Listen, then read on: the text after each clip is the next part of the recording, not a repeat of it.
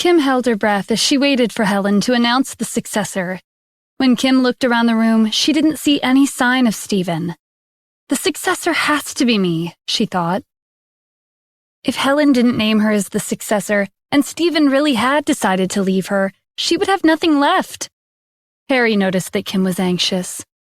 What's the use in being nervous now? Grandma made her decision a long time ago. He spoke like victory was already his. Before Helen could make the announcement, the host of the press conference interjected. The CEO of Global Investment, Miss Keisha Daniels, is here to congratulate the Cassidy family. The reporters present were filled to the brim with excitement. Keisha Daniels was the new upstart in Los Angeles. Not only was she beautiful, she was highly capable in the business industry. It hadn't been long since she became the CEO of Global Investment, but she was already the center of attention. Kim was surprised to see Keisha. She recalled that it was Stephen who had helped set up a meeting for her and Keisha for the investment. Maybe Keisha was here because of Stephen. Kim scanned the crowd, but she didn't see him anywhere. Helen looked at Keisha as she came on stage. Keisha's arrival confirmed what Harry had said last night. This was a conspiracy between her and Stephen. They were planning to seize control of the Cassidy family. Miss Keisha, your unexpected visit has lit up the whole room. Keisha smiled as she casually took a seat. I'm here on behalf of my boss, and Global Investment has invested $500 million into the Cassidy Group. Of course I should attend such a grand event. Harry laughed. That's ridiculous. When did Global Investment invest $500 million into the Cassidy Group? No one in the company has ever heard of this. He took out a document from his briefcase and held it up. But I do have this investment agreement that Kim gave us. She and Global Investment have already signed the contract. If you're here for the money, ask Kim for it. Harry's plan was progressing smoothly. Not only would Kim be forced to pay back the $500 million, she would also end up with huge debt. Keisha didn't have much of a reaction. It seemed like she had already predicted this outcome. Is the Cassidy family planning on shifting the responsibility onto Kim? I'm curious, is this your opinion or is it the head of the family's opinion? Helen gave Keisha a cold look. Our family only recognizes contracts. Keisha stood up and clapped her hands. That's a great motto. Only contracts will be accepted. Then please flip to the 3rd page of the contract. Read the 5th paragraph of Article 4 and take a look at what's written. Keisha was acting so calm that Harry was uneasy. He began to wonder if there was a problem with the contract. Harry quickly flipped through the contract to find the clause that Keisha was referring to. His eyes widened in surprise. As you can see, Miss Kim can only invest $500 million into her own company. Otherwise, Global Investment has the right to withdraw the investment.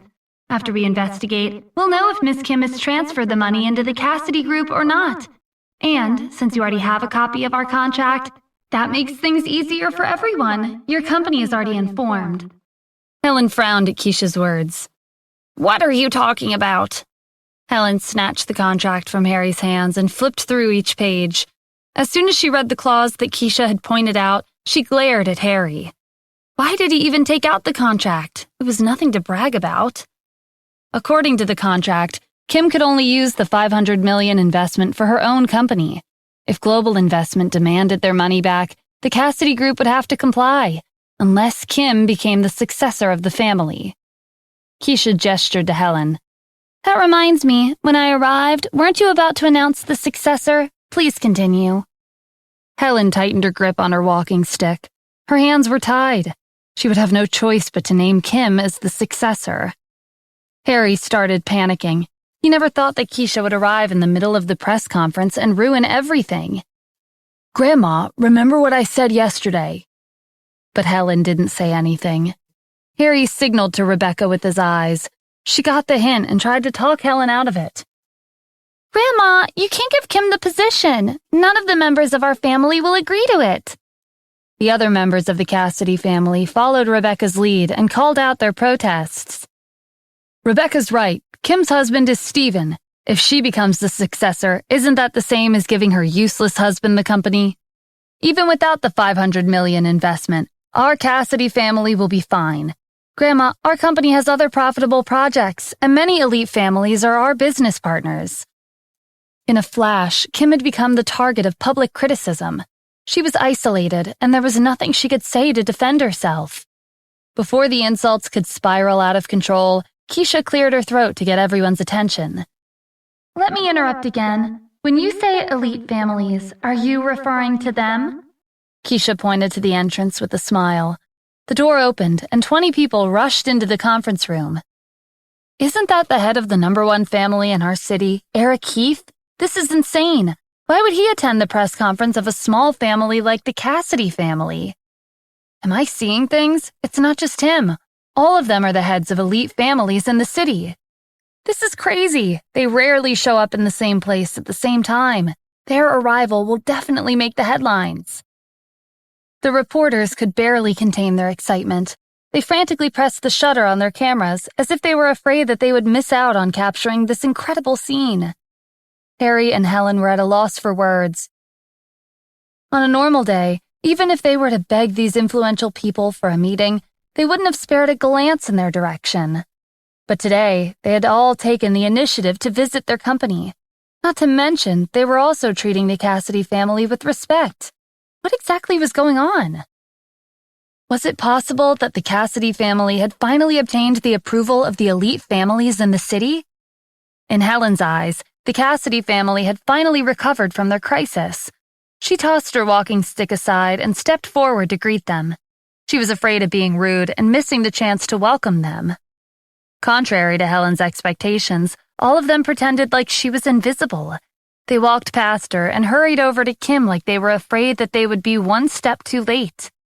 They immediately congratulated Kim and expressed their wishes to ally with her and the Cassidy group. Miss Kim, I'm Eric Heath. Congratulations on becoming the successor of the Cassidy family. Starting today, my family and I would like to become partners with the Cassidy group.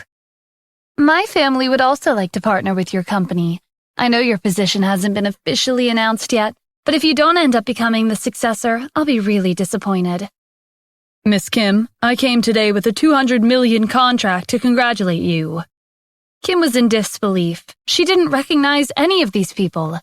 Were they perhaps mistaking her for someone else? Suddenly, Kim came to a realization and looked at Keisha. Keisha noticed her gaze and smiled faintly. That was all the confirmation that Kim needed. Her mysterious patron was helping her, but why? Keisha went over to Helen and provoked her. Do you see it now? Everyone wants Miss Kim to be the successor. You won't let them down, right? Or do you think your family is more powerful than the elite families in the city?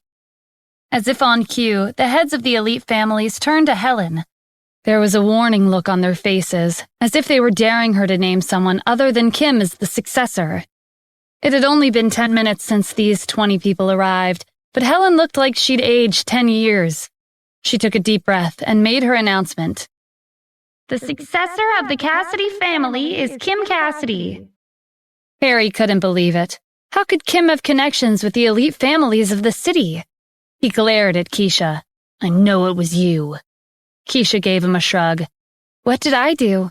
You're overestimating me. They're just doing what my boss told them to do. Who exactly is he? You don't deserve to know. Keisha turned away from Harry and faced the crowd. Does anyone have objections to Miss Kim becoming the successor? Silence filled the room. The members of the family who had argued against Kim earlier were quiet. They didn't have the courage to say a single word. The 20 people on stage who were supporting Kim were too influential for them to say anything in protest. If they dared to speak out, their lives could be ruined in an instant. Kim was relieved when no one said anything.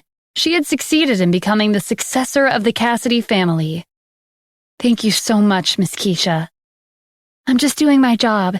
If you want to thank someone, you should thank my boss, Keisha whispered. Okay, please pass on my message.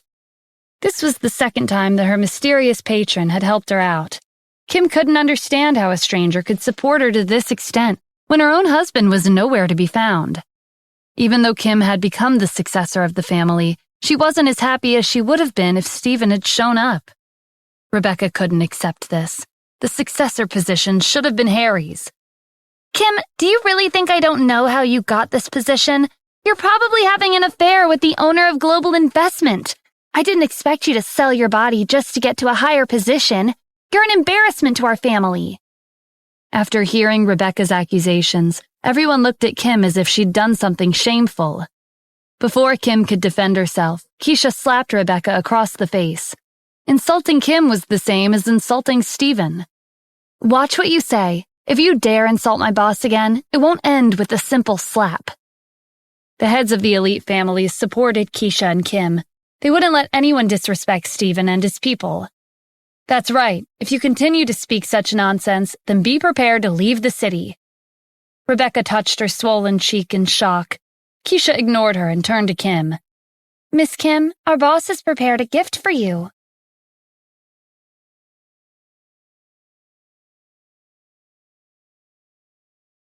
Kim looked at Keisha in confusion. What gift was she talking about?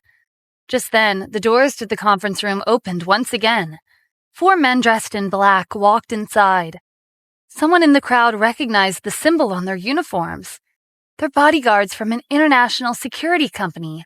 There are rumors that they're specially trained, and their combative skills are top-notch. Hiring one bodyguard from their company would cost over $1 million. Everyone was stunned by this information. Who in the city had the means to spend more than $4 million to hire bodyguards to deliver a gift? The heads of the elite families had only heard of Stephen recently. It was like he had appeared out of nowhere.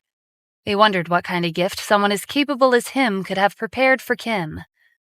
The leader of the bodyguards went on stage and stood in front of Kim. I'm here on behalf of my boss. He's prepared a special gift for you. The bodyguard held out an exquisite box. The members of the Cassidy family disapproved of Kim for selling her looks in exchange for the successor position. Is there even a need to guess who their boss is? It's obvious that her lover sent her the gift. I bet it's just a typical necklace, bracelet, or something along those lines. It's not worth the attention unless it's the Moon of the Nile. I highly doubt it's that expensive. If her lover can afford to buy her the Moon of the Nile, I would have heard everything I could to get him on my side. That necklace is worth $2 billion. It can't be compared to the $500 million investment from Global Investment. Keisha's secretary whispered, Miss Keisha, do you have any guesses as to what gift our boss prepared for her? Envy flickered in Keisha's eyes. A gift that can make all the women in the world go crazy. She wondered if Kim saved the world in her previous life to obtain such luck in marrying a husband like Stephen. Everyone's attention was on Kim, and one by one, the cameras focused on her. The crowd waited for her next move. Kim took the box and inspected the exterior. It was decorated with diamonds that glittered under the lights. Kim couldn't figure out why her mysterious patron had given her a gift today. There was nothing special about February 12th, other than the fact that it was her and Stephen's anniversary. One of the reporters felt like the box looked familiar, but he couldn't remember where he'd seen it before. Another reporter zoomed in on the box and realized what it contained. I saw that box at the auction house. The Moon of the Nile is inside. The crowd couldn't believe what they had just heard. The top jewelry designer, Roman, was the one who had designed the Moon in the Nile. It was a masterpiece worth $2 billion. No one expected that they would have the opportunity of seeing this necklace in person today. Everyone held their breath as Kim slowly opened the box. This is impossible, Rebecca thought as she shook her head.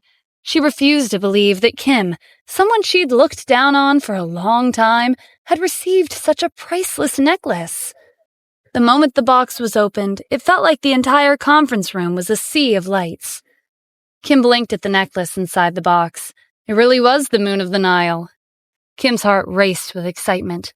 No woman could resist the charm of beautiful jewelry, and the Moon of the Nile was luxurious enough to make every woman go crazy just to get their hands on it.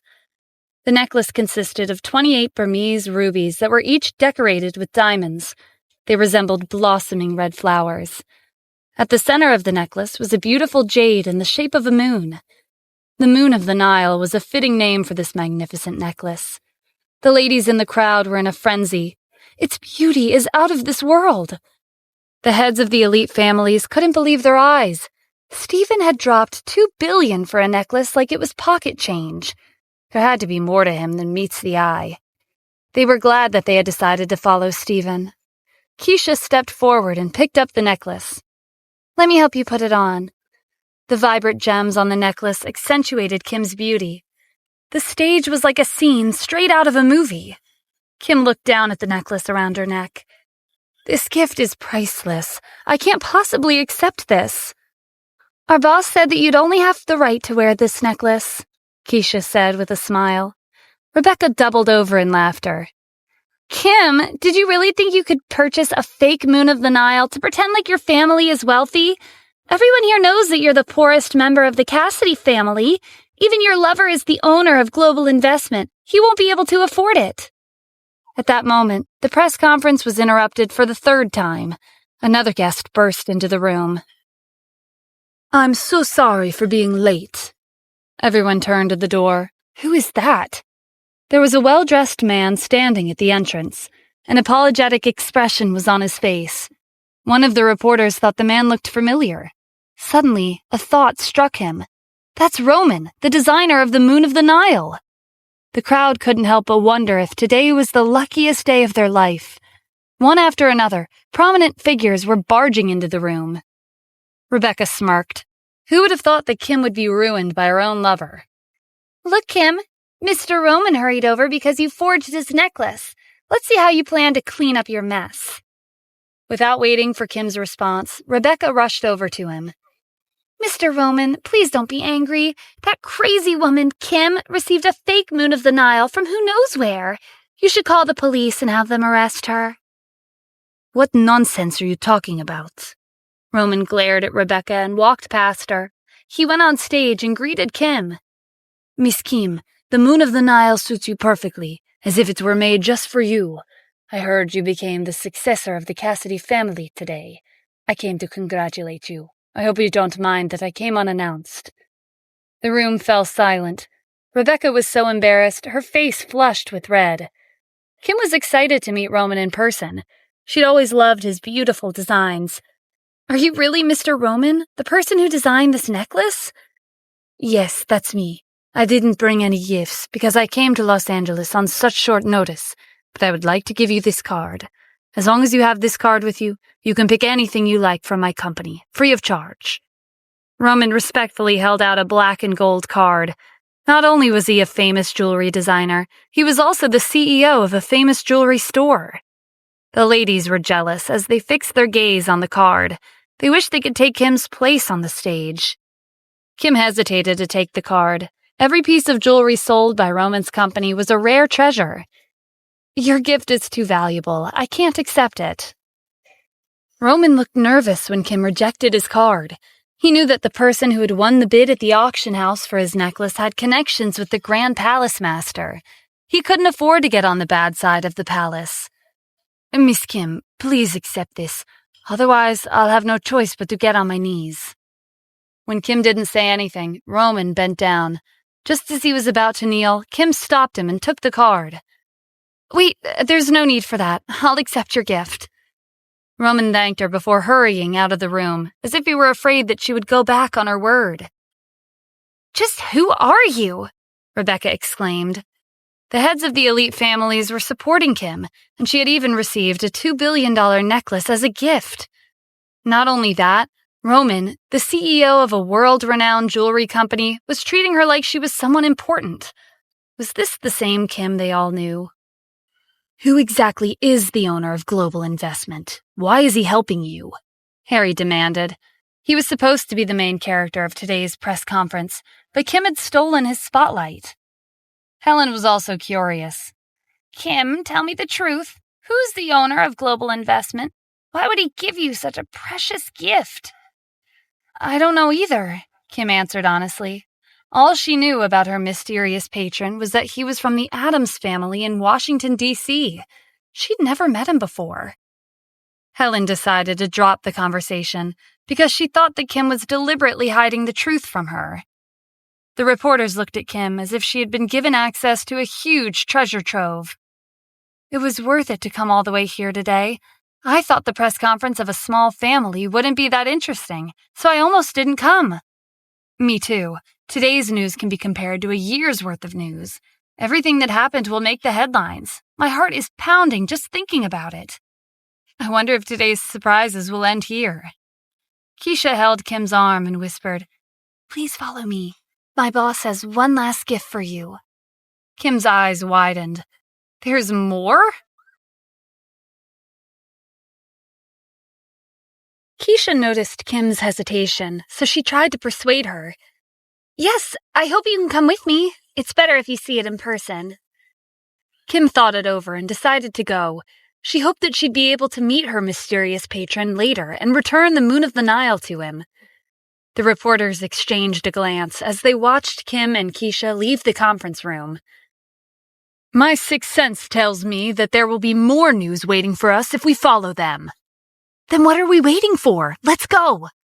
In an instant, the reporters rushed out of the room. Eric turned to the other head of the elite families. "It's been a while since it was this lively. Let's go with them." A few moments later, Helen and the members of the Cassidy family were the only ones left in the conference room. Harry clenched his fists. "Grandma, we should go too. I want to see the face of Global Investments' owner. Why would he help someone like Kim?" Everyone gathered on the first floor of the Cassidy group. One by one, Rolls-Royce Phantoms pulled up in front of the company in an orderly fashion. Keisha led Kim to the first car. "Please get in." Kim scanned the luxury cars piling down the street. This unbelievable scene was familiar. Last week, 20 Rolls-Royce Phantoms were here to pick up Steven. Kim was suspicious of her patron's identity, but she didn't ask any questions. Eric let out a sigh. "These cars are probably worth my company's profits for the next 10 years. Rebecca held Helen's arm to support her. "Grandma, Kim's disrespecting you. There are so many cars, but she didn't arrange one for you." Helen's expression darkened. "No matter how powerful she is, in the end, she's still a member of the Cassidy family. She wouldn't dare to abandon us." Everyone in the city was shocked when they witnessed a long line of luxury cars pass through the streets. No one paid attention to the less luxurious cars that followed behind. In one of the Cassidy family's cars, Helen looked out the window. "It feels like I've been on this road before. Where are we going?" "If my guess is right, we should be on our way to the villas at the highest point in the city," Harry said. He felt uneasy. Could it be that the owner of Global Investment was the same person who purchased the villas? Harry didn't voice his thoughts, but Helen came to the same conclusion. The villa at the very top was similar to a legend that only existed in rumors. Anyone who had the means to live there could not be ordinary. They were most likely from a high-class family with incredible power and influence. Helen had always wanted to make the Cassidy family worthy of living at this villa. Rebecca's eyes were filled with jealousy. "There's nothing amazing about that. She's married, but she's not ashamed even after having an affair. I'm younger than Kim, and I'm not married yet. If that super-rich owner of the villa sees me, he'll definitely fall in love." Helen didn't reply, but she was thinking about Rebecca's words seriously. Whoever managed to obtain the favor of such a wealthy person had the qualifications to become the head of the Cassidy family, and they would also have the Moon of the Nile. No, they would have the entire city of Los Angeles in their grasp. Harry noticed the cars change direction up ahead. Eric's car is turning around. Is he not going in? When Harry rolled down the window, he was surprised to see that it wasn't just Eric's car. All of the cars in front of them had turned around. In the car, Eric rolled down the window and spoke to the other heads of the elite families. "This is so unexpected. A few days ago, this was our home, but now it's hard to even enter." Everyone heard Eric's voice, and they understood the situation. They were denied entry by the new owner of the villas. "Grandma, should we turn around and leave? Eric's the head of the Heath family, and even he can't go in. I doubt they'll let us enter," Harry said. He felt like there was suddenly a huge gap between him and Kim. Helen slammed her walking stick on the floor. "That's nonsense. I'm not like the rest of them. I'm Kim's grandmother. She wouldn't dare to refuse me. As long as I'm alive, she has to listen to me." Helen was confident that Kim wouldn't turn her away at the gates. Just as the Cassidy family's cars were about to enter, they were intercepted by several security guards. "The owner has ordered that no one is allowed to enter." Rebecca stepped out of the car. "But I just saw Kim going in." Only Miss Kim and her family, along with Miss Keisha, are allowed to enter. Helen used her old age to her advantage. Excuse me, I'm Kim's grandmother. If you refuse to let me in, you'll be disrespecting the elderly. The security guards didn't budge. Regardless of your age and your relationship with Miss Kim, you're nothing more than an outsider. Meanwhile, in one of the luxury cars, Kim was looking at the scenery outside the window. Miss Keisha, why did you bring me here? Keisha flashed a smile. You'll know very soon. Not too long after, their car stopped at the entrance of the villa at the very top. Miss Kim, this is the last gift from my boss. This villa is all yours. Kim was shocked beyond words. Ever since she was a little girl, living in one of the villas at the highest point in the city had been her dream. And now, not only was her patron giving her one of the villas, it was the villa at the very top. Kim had never told anyone about her dream, except Steven. Where did her super-rich patron hear about it? Keisha could tell that Kim was doubtful, so she took out a folder and gave it to her. It's true, but if you don't believe me, please take a look at this document. Kim was suspicious as she opened the folder. As soon as she took out the document, her heart skipped a beat. The very first page stated, Kim Cassidy is the property owner. Kim couldn't believe her eyes. Her mysterious patron seemed like he could make anything happen. Miss Keisha, when did I become the owner of this villa? Why didn't I know about this? Miss Kim, the only thing you need to know is that this villa is yours. No, I can't accept this. Please return this certificate to your boss. I'll be leaving first, Kim said as she put the document back into the folder. It was her dream to live here, but she wanted to obtain the property certificate through her own efforts. If she accepted the certificate, it would be the same as her receiving the villa for free. Moreover, she was Steven's wife.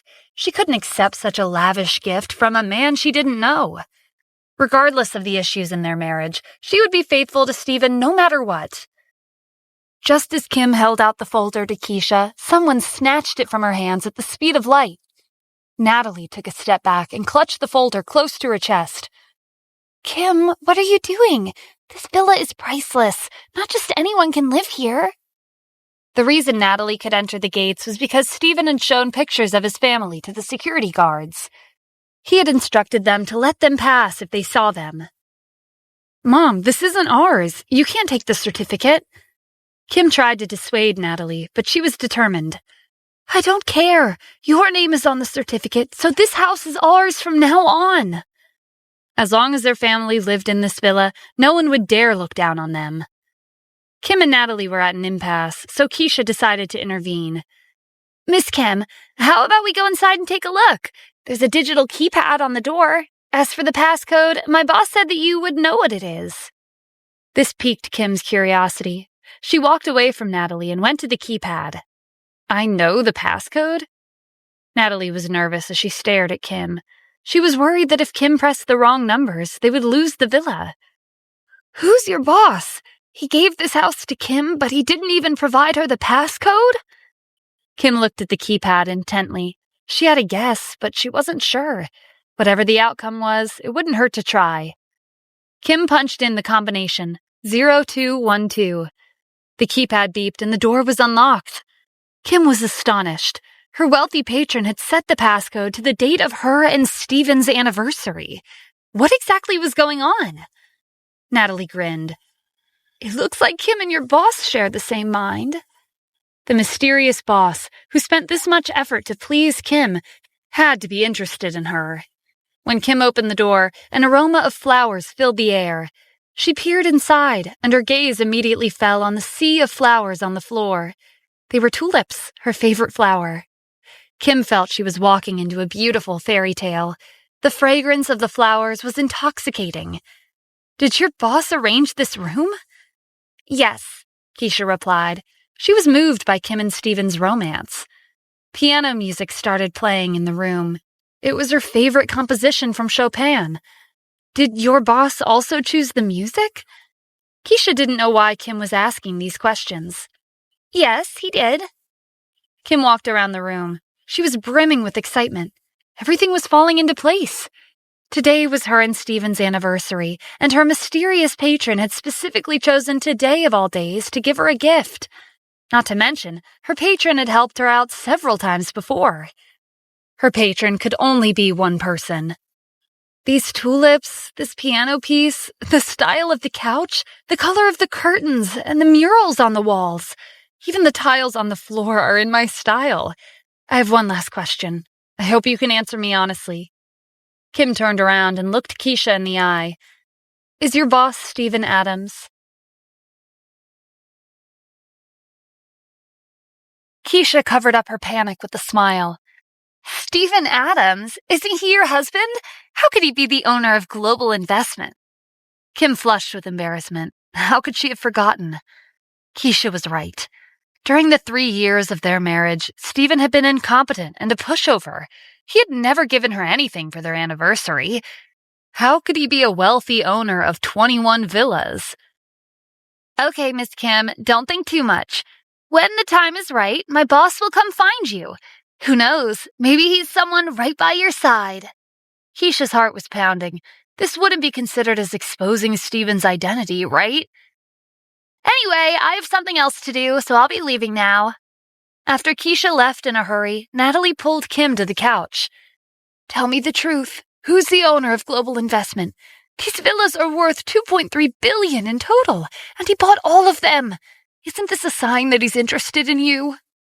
If Kim divorced that good-for-nothing Stephen and married this wealthy mystery man, they would no longer need to be involved with the Cassidy family, and they wouldn't need to be concerned about any high-class families in the city. Mom, how would I know? I've never seen him before. All right, I understand. But for the sake of your reputation, we have to come up with a plan to kick Stephen out of our house.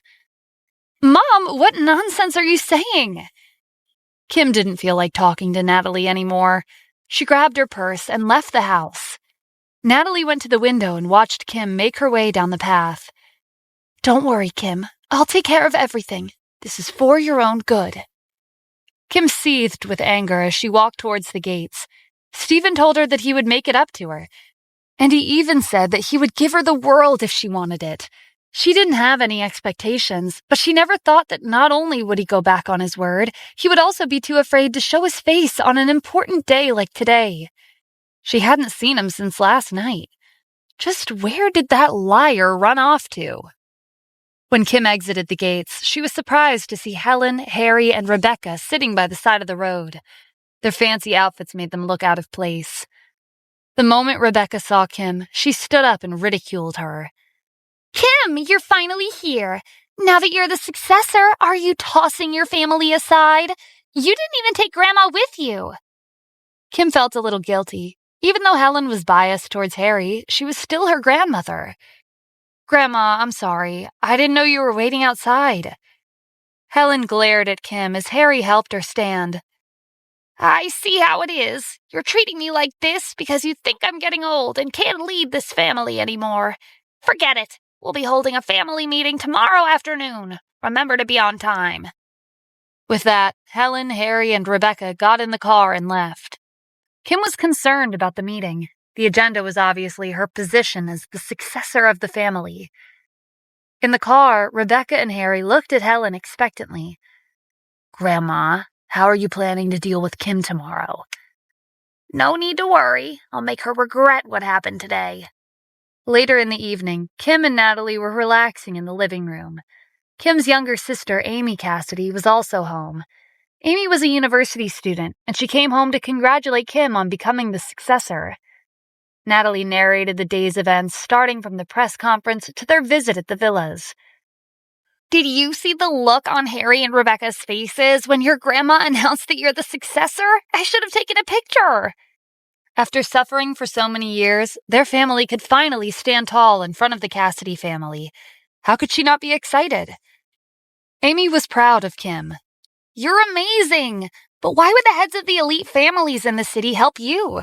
Also, who asked Roman to attend? You might not know this, but there's a very rich man who likes your sister. He's so rich that we can't even begin to fathom his wealth, Natalie said excitedly. She was looking forward to the day he would become Kim's new husband.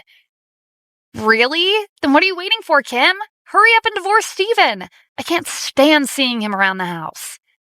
While they were talking about Steven, his voice came from the door. I'm back! Awkward silence filled the room. Natalie cleared her throat. Why are you shouting? Are you afraid that our neighbors don't know that Kim has a husband like you? Amy looked at Steven with disdain. Didn't you tell Kim that you were going to give her a gift? What happened to that? Why haven't we seen a glimpse of this so-called gift yet? Steven pretended like he didn't hear her. It wasn't the right time to reveal his identity. I'll go prepare dinner. Steven took off his shoes and headed to the kitchen. Stop right there! Amy ran up to him and blocked his path. Today's your anniversary. Don't tell me you didn't prepare anything. Amy, watch your words, Kim said. Maybe Steven really had prepared a gift for her.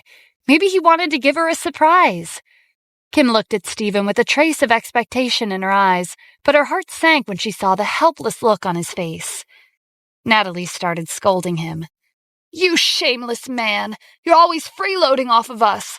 You couldn't be bothered to prepare something for your anniversary, and you were nowhere to be found when the Cassidy family was bullying Kim at the press conference.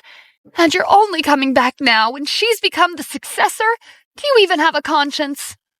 After knowing that a wealthy man was interested in Kim, Natalie felt like Steven was even more incompetent than before. Even though Kim was angry, she didn't want to see Natalie scolding him. She hurried over to his side. Mom, calm down. Maybe Steven has his reasons. Why are you getting so worked up? Is something the matter?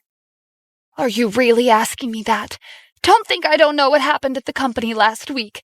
This husband of yours declared that he would make it up to you, but he hasn't done anything. Even your anniversary doesn't mean anything to him. Kim, don't be swayed by his empty promises. You should just divorce him. As long as Kim divorced Steven, she'd be able to marry the wealthy owner of Global Investment. Natalie couldn't wait to have a new son-in-law who wasn't Steven. Amy agreed with her. Mom's right. Just divorce him. I want that super rich person to be my brother-in-law instead. Kim glared at Amy and Natalie. Be quiet. Don't bring up divorce in front of me again. It doesn't matter what you say. I won't divorce Steven. Even though Kim had thought about divorcing him this morning, it was the fact that he had always been by her side for the past 3 years. And no matter how many times he was criticized or insulted, he never complained. She was a little disappointed in Steven's cowardice, but as long as he didn't betray her, she would never divorce him. Amy couldn't accept this. She had always considered Kim her role model. Having a husband like Steven was unacceptable. Kim, besides Steven's looks, how can he possibly match up to you? He doesn't have a stable job, and he only knows how to live off of us. Do you really want someone like him as your husband? Regardless of what Steven was like and whether he fulfilled his promises or not, Kim was more concerned that he still wasn't standing up for himself. When Steven reached out to hold her hand, she pulled away. Steven's heart clenched as he fell silent. After a pause, he turned around and faced Natalie. Mom, it'll take me at most half a year. I swear I'll become a son-in-law you'll be proud of. He would need half a year to prepare everything. When the time came, he would reveal his identity and make sure that no one looked down on Kim ever again. Don't call me Mom, Natalie said. She didn't know what Steven meant by half a year, but she was already planning to kick him out in a month. The owner of Global Investment was more worthy of her daughter. Amy wasn't about to let Steven change the topic. Fine, we all heard your promise. Don't go back on your word. Anyway, I asked if you prepared a gift for Kim. Yes or no? Tell us your answer. Everyone's gaze was on Steven as they waited for his reply. Kim, I've actually already given you your gift. When the time is right, all of you will know what it is. Without another word, he went to the kitchen to prepare dinner. What did he give you? Amy asked curiously. Kim didn't have an answer. She hadn't seen Steven all day. When could he have possibly given her a gift? It seemed like the only thing he'd learned all those years was how to lie.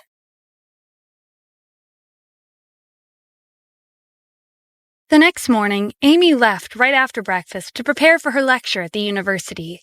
As for Natalie, it seemed like she was also busy, because she'd already left the house when everyone woke up. Kim and Steven were having breakfast at the table. There's a family meeting today at the company. Come with me. Did something happen? Stephen asked, but he knew that it was because there were many people in the Cassidy family who weren't pleased that Kim had become the successor. It's obviously because of my position. I wonder if they're planning on forcing me to hand over the Moon of the Nile or the villa, or maybe they want something more important than those two things. Don't worry, Kim, it'll be fine.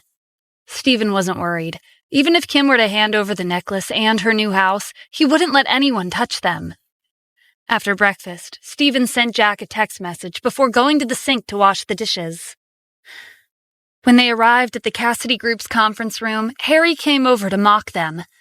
Hey, I didn't expect a coward like you to show your face in front of the family. The other members of the family joined in.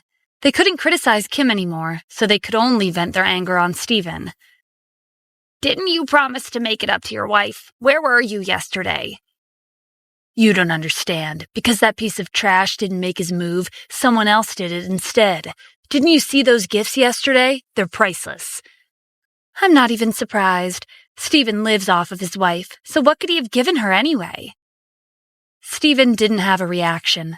Their criticisms fell on deaf ears. Is that all? If so, move aside. I want to take my seat. Harry smirked as Stephen and Kim made their way past the crowd and sat down. Just you wait. The Moon of the Nile and the villa, everything will belong to me eventually, Harry thought. A short while later, Helen entered the room. Is everyone here? First, I would like to say that yesterday's press conference was a success. It was unexpected, but many influential guests attended. However... Helen paused and looked around the room. When her gaze fell on Kim, her eyes flickered with animosity.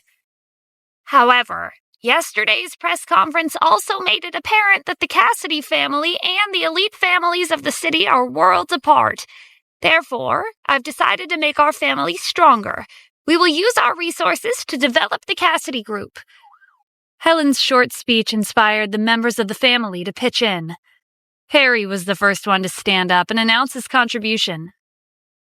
Grandma, even though I didn't become the successor, I haven't forgotten that I'm a member of this family. I would like to support the development of the Cassidy Group and donate all of my assets. They're worth more than $20 million. When Harry sat down, he gave Kim and Stephen a complacent look. The rest of the family chimed in. The survival of the Cassidy family is imperative. I'll also be donating my assets. They're worth $10 million. I'll donate my entire fortune. It's around $8 million. I'll donate $5 million. If that's not enough, I can borrow more from my friends. Helen nodded approvingly. Great. As expected of my Cassidy family. Grandma, hold on, Harry called out. There seems to be someone in our family who hasn't said anything yet. Am I right, Kim? Harry smirked when everyone turned to Kim. It would only be a matter of time before she fell into his trap. Kim was embarrassed when Harry called her out. To tell you the truth, I don't have that much money.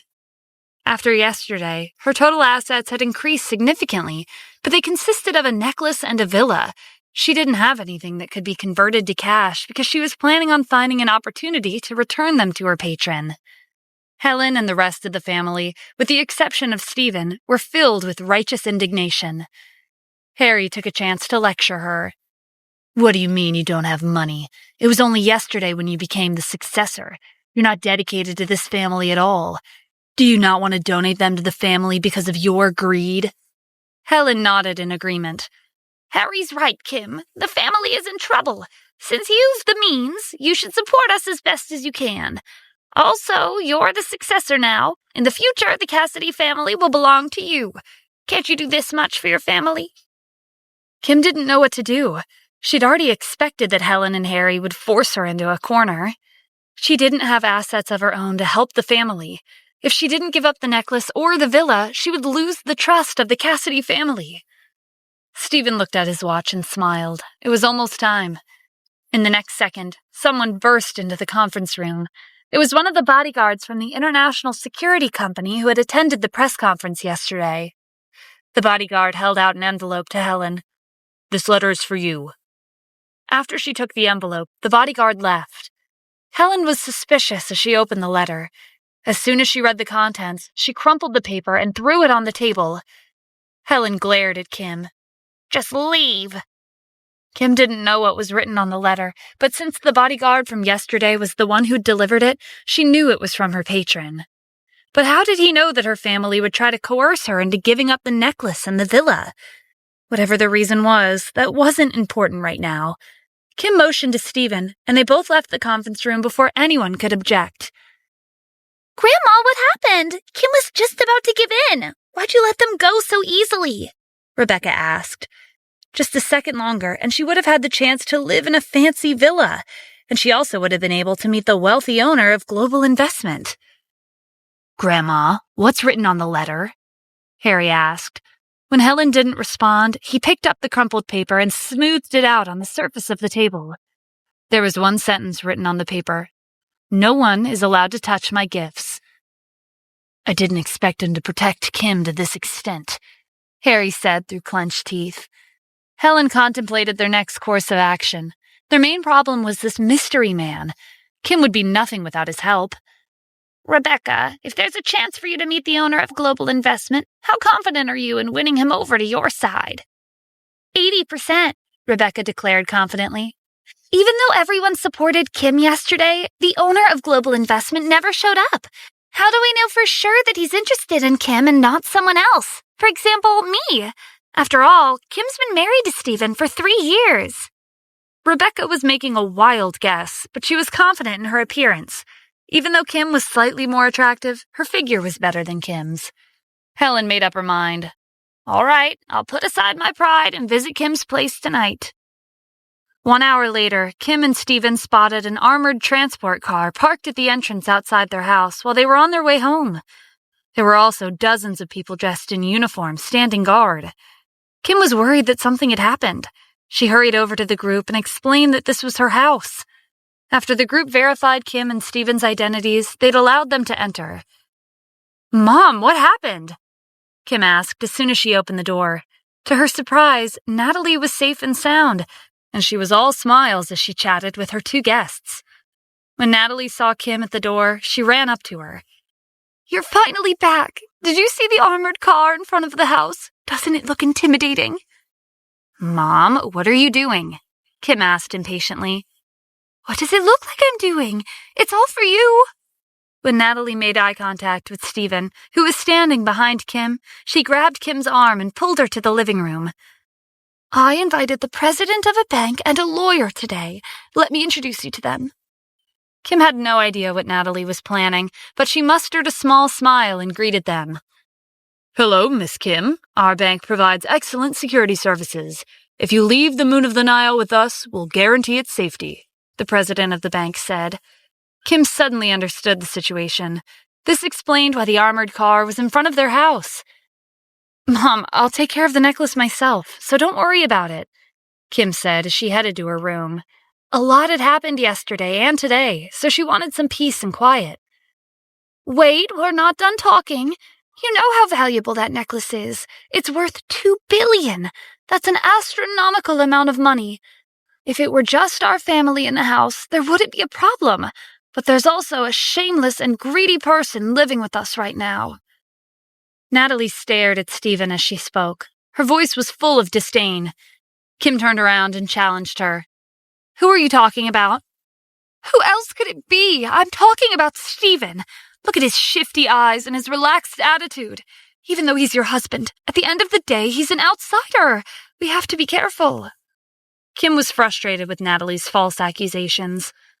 "Mom, Stephen's not like—" Just as Kim was about to speak up for Stephen, he pulled her on her sleeve. "It's okay, just let her do what she wants. It's true that the necklace is valuable. It'd be safer to leave it at the bank." Stephen understood why Natalie was being cautious, but he was the one who gave Kim the necklace in the first place. There was no way he'd steal his own gift, or anything from Kim for that matter. Kim took a deep breath to calm down. "Fine, I'll do as you say." Kim gestured to the lawyer. "What about him? Why is he here?" Natalie was pleased that Kim was willing to compromise about the necklace. It was time to move on to the next order of business. "He's here with a contract. It's important to be clear-cut about your assets since you're married."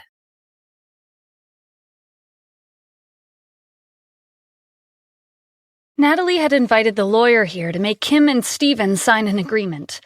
The contract stated that Kim had full ownership of her assets. They belonged to her, not her husband. Kim was even more upset than when Natalie suggested the possibility of Steven stealing the Moon of the Nile.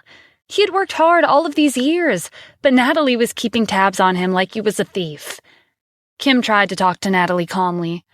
"Mom, I agreed to keep the necklace at the bank, but I won't accept this agreement." Why do you have so much faith in him? Kim, don't be fooled by his good looks and his empty promises. He's been with us for 3 years, and he's never earned enough money to contribute. He lives here for free, and he also eats here for free. Don't forget that you're the future head of the Cassidy family.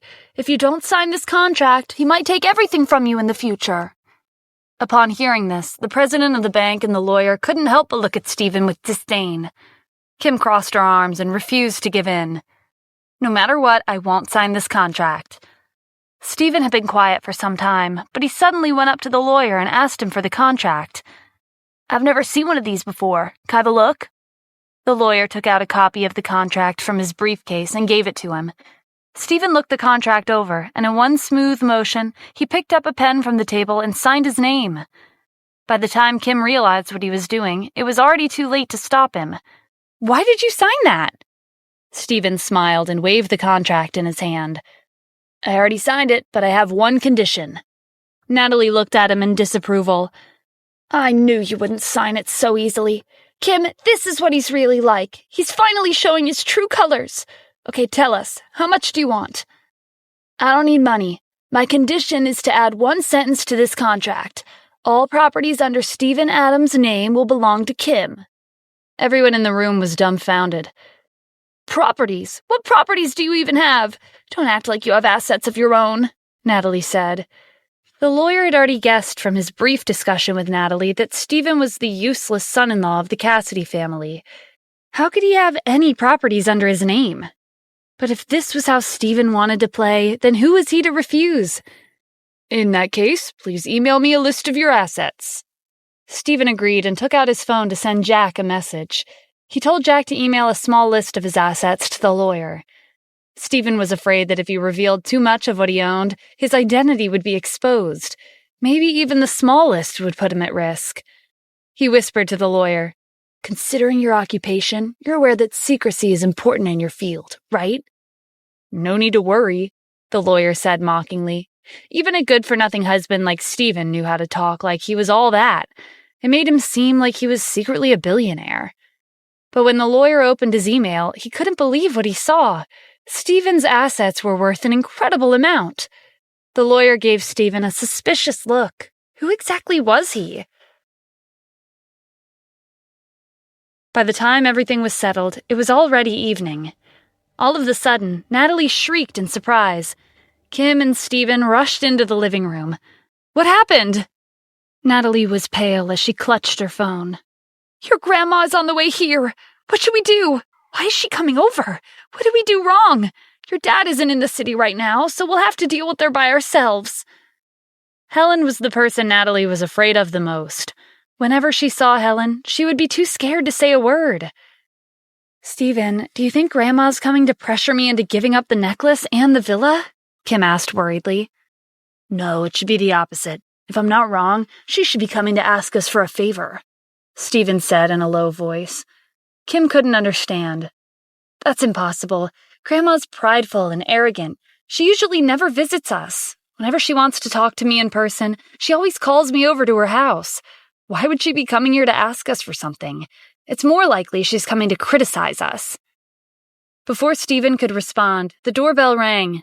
Natalie put her phone on the table and rushed to open the door. Helen was standing outside.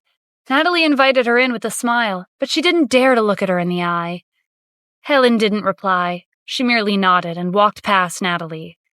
Everyone was gathered in the living room. Natalie was nervous. She folded her hands on her lap. You didn't have to come here personally. If you wanted to see us, we could have paid you a visit.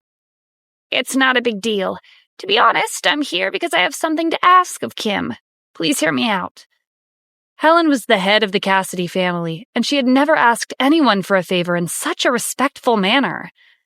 Natalie tensed when she heard Helen say the word please. Helen was actually begging Kim for a favor. Natalie never thought this day would come. "Grandma, if you have anything to say, there's no need to hesitate. I'll do what I can as long as I have the means to help," Kim said. It was difficult for Helen to get the words out. I was wondering if you could maybe ask the owner to let me stay at the villa he gave you as a gift." Helen was filled with shame as soon as she finished her sentence. She couldn't believe she had to put her pride aside for the villa.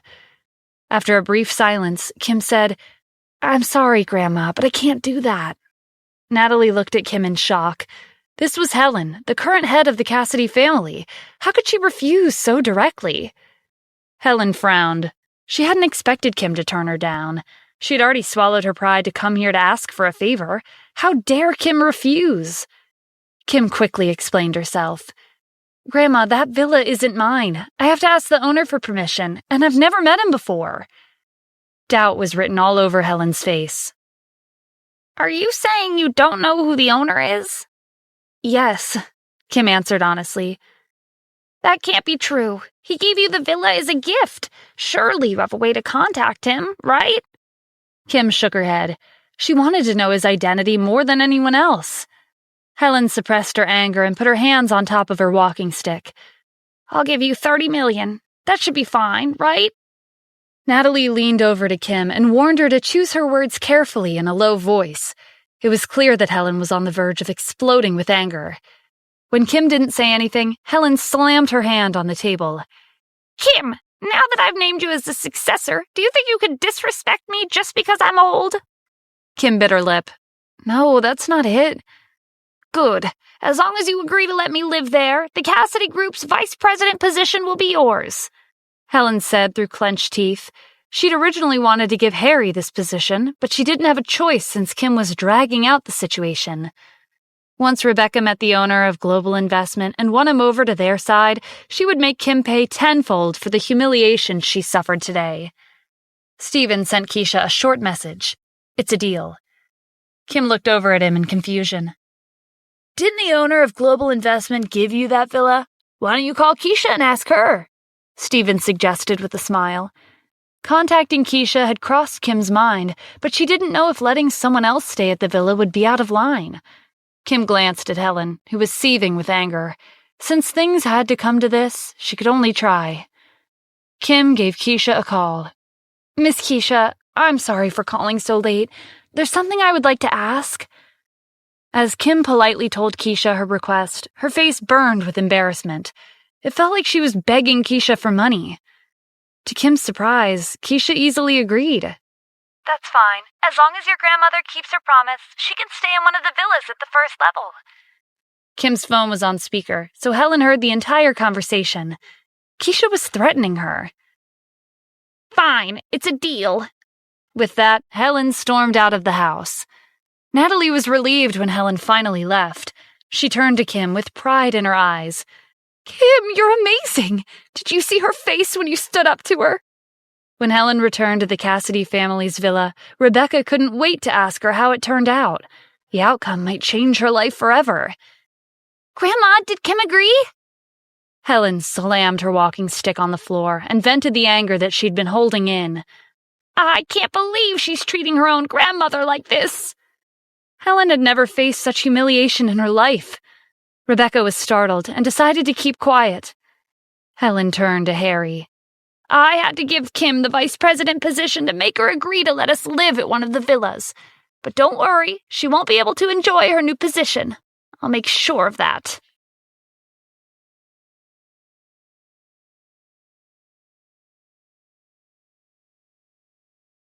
For the past few days, Natalie had been telling Kim that she wanted to move into the villa at the highest point in the city. Kim was fed up with her persistent complaints and had no choice but to agree. Kim felt a little awkward as she discussed this with Stephen. "Mom really wants us to move into the villa. What do you think?" Stephen agreed with a smile. "Sure, I don't mind. It'll be a nice change." "Okay, we'll move tomorrow," Kim replied casually, but in her heart, she was somewhat disappointed. She was worried that suggesting to move into the villa that a wealthy business owner had gifted her would be a huge blow to Stephen's self-esteem and pride. But it seemed like her concern was unnecessary. As a matter of fact, it felt like Stephen didn't care at all. Maybe he didn't have self-esteem nor pride to begin with. Or maybe he just doesn't care about me, Kim thought with a sigh. Early the next morning, everyone was in a frenzy as they rushed to finish packing. Amy was also home to prepare for the move. She was absent-mindedly packing her things into bags. Kim noticed that something was bothering her. Is there something wrong? No, I'm just tired. I went to bed late last night. Kim watched Amy hide in the corner and pack her things. There was definitely something going on. They finished packing at noon. Aside from their valuables, everything else would be delivered by the moving company. When they arrived at the villa, the staff lined up and welcomed them. The staff had cleaned the villa and put up decorations for their move. The security guards were also waiting for them. They hurried over to help Stephen and Kim with their bags. Natalie was annoyed when the security guards ignored her. Do you need to get your eyes checked? Can't you see how many bags I'm carrying? To her surprise, the security guards pretended like they didn't hear her. They took Stephen and Kim's bags into the house. From the beginning until the end of the move, they didn't spare Natalie a single glance, as if she was invisible. Natalie glared at the security guards as they left the house. When I get the chance, I'll get rid of all of you, she thought. When the four of them were alone in the house, Natalie waved to Kim, gesturing for her to sit next to her. Is this really our home? That's right, Kim said as she looked around. The home had been decorated according to her preferences. How did her patron know her so well? Is that all you have to say? Tell me, do you and the owner of Global Investments have something going on? If not, why would he give you this house and the moon of the Nile? Mom, don't talk nonsense. I've never even seen him before. Kim subconsciously glanced at Stephen. She was relieved that he hadn't heard what Natalie said. I don't care. The only son-in-law in my heart is the owner of Global Investment. Kim, he's treating you so well. Why aren't you getting divorced yet? What are you waiting for? Before Natalie could continue, she shut her mouth when she saw the frustrated look on Kim's face. Mom, if you keep talking nonsense, I'll return this house to him and we'll move out. Kim looked at Stephen apologetically. He gave her a shrug as if he didn't care. Kim was confused by his indifference. Shouldn't he at least be a little unhappy that they were living in a house from some other man? Fine. If you don't want me to talk about it, then I won't, Natalie said. Even though she was giving in on the surface, she was secretly thinking about how to get rid of Stephen. As for Amy, she was in a much better mood than this morning. Their new house was luxurious and beautiful. Mom, have you decided on the rooms yet? I want to know which room is mine. Natalie had already thought about their living arrangements a while back. She answered right away. I'll be living in the master bedroom. None of you have any objections, right? I've worked hard for this family day and night. Natalie was happy when no one said anything. Kim, the first room in the corridor is yours. The view is great. You can see the entire garden from there. Amy, you'll be in the room next to your sister. When Natalie looked at Stephen, her smile disappeared. You've even followed us to this house. How shameless can you be? I noticed there's a small room near the balcony. You can live there. Kim was not pleased to hear that. The room near the balcony was much smaller than the other rooms in the house. The bed took up most of the space, and there was no room to put anything else inside. How was Stephen supposed to stay there? Mom, what are you saying? There's another room available. Natalie looked at Stephen in disgust. He was blocking Kim's path to success. So what? He should be grateful that he even has a room. I really don't know if he's stupid or just faking it. How could he have followed us here when he's never contributed anything to our family? Stephen crossed his arms. It doesn't matter where I stay, but shouldn't Kim stay in the master bedroom? What would the owner of Global Investment think if he came here to visit and found out that you took over her room? Natalie was planning on arguing, but after thinking it over, she realized that his words made sense. The owner of Global Investments had given this house to Kim as a gift, so the master bedroom should be hers. Natalie was hesitant, but she decided to give up the master bedroom. Kim didn't care either way, but she couldn't ignore what Stephen said. He made it sound like he didn't care if the owner of Global Investment visited the house and lived with them. At this time, Helen, Harry, and Rebecca were moving into the villa at the first level. Rebecca was amazed by the interior. Their old house was like an abandoned barn compared to this place. Helen was satisfied. Even though this wasn't the villa at the very top, it was one of the villas at the highest point in the city nonetheless. Grandma, the houses on the first level are already this nice. If we go further, wouldn't they be even more luxurious? Especially the house at the top, Harry said. He didn't bother hiding his greed. There's no need to rush. This is just the first step. Sooner or later, that house will be ours. Anyway, Rebecca, have you thought about how to get close to the owner of Global Investment? Don't worry, Grandma. I already have a plan. I'll start tomorrow morning. Helen smirked as she touched the lion that was decorated on her walking stick. That's good to hear. Rebecca will be in charge of winning that man's favor, while Harry will be responsible for the preparations. We'll take action after Kim becomes the vice president. The next morning, Natalie went out bright and early to buy furniture. Stephen, Kim, and Amy were the only ones at the breakfast table. Kim frowned when she noticed Amy's dark circles. Did you not sleep well last night? Amy stuffed a slice of bread into her mouth. It's probably because we just moved. I was too excited to sleep.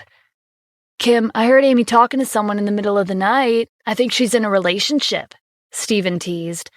Natalie wasn't home, so he didn't have to mind his words as much. Amy took a sip of water before slamming the cup on the table. Don't you know it's rude to eavesdrop on other people? Also, don't call me Amy. People will think we're close. I lost my appetite. I'm going to school.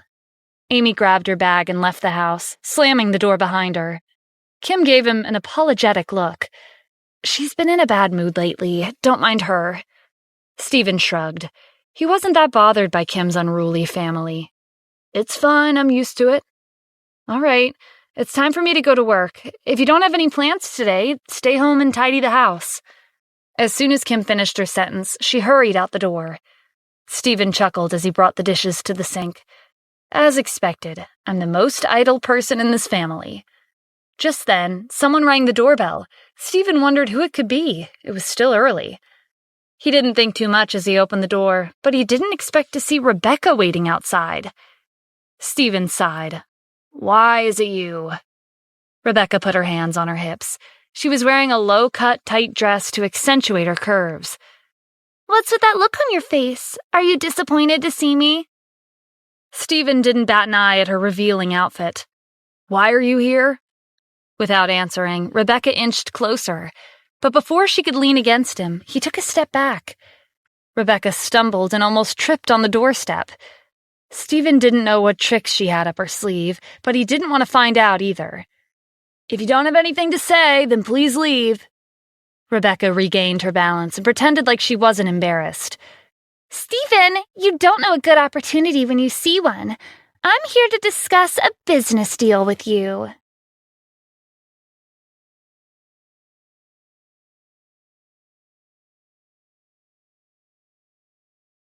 Stephen didn't have any plans today, so he supposed he could use his free time to figure out what Rebecca was up to. What business could we possibly have to discuss? I'm just a lowly son-in-law of the Cassidy family. Why would I tell you about it out in the open? Aren't you going to invite me inside? Rebecca brushed past him and took a seat on the couch. She was impressed by the luxurious furnishings. As expected of the villa at the very top, she thought. Stephen wasn't in the mood to entertain her. If you have something to say, then hurry up. Rebecca leaned forward to give him a clear view of her chest. Before we talk business, I want to ask you a question. Why do you think the owner of Global Investment treats Kim so well? Stephen kept his gaze on Rebecca's face. He didn't answer her. Fine. If you don't know, I'll enlighten you.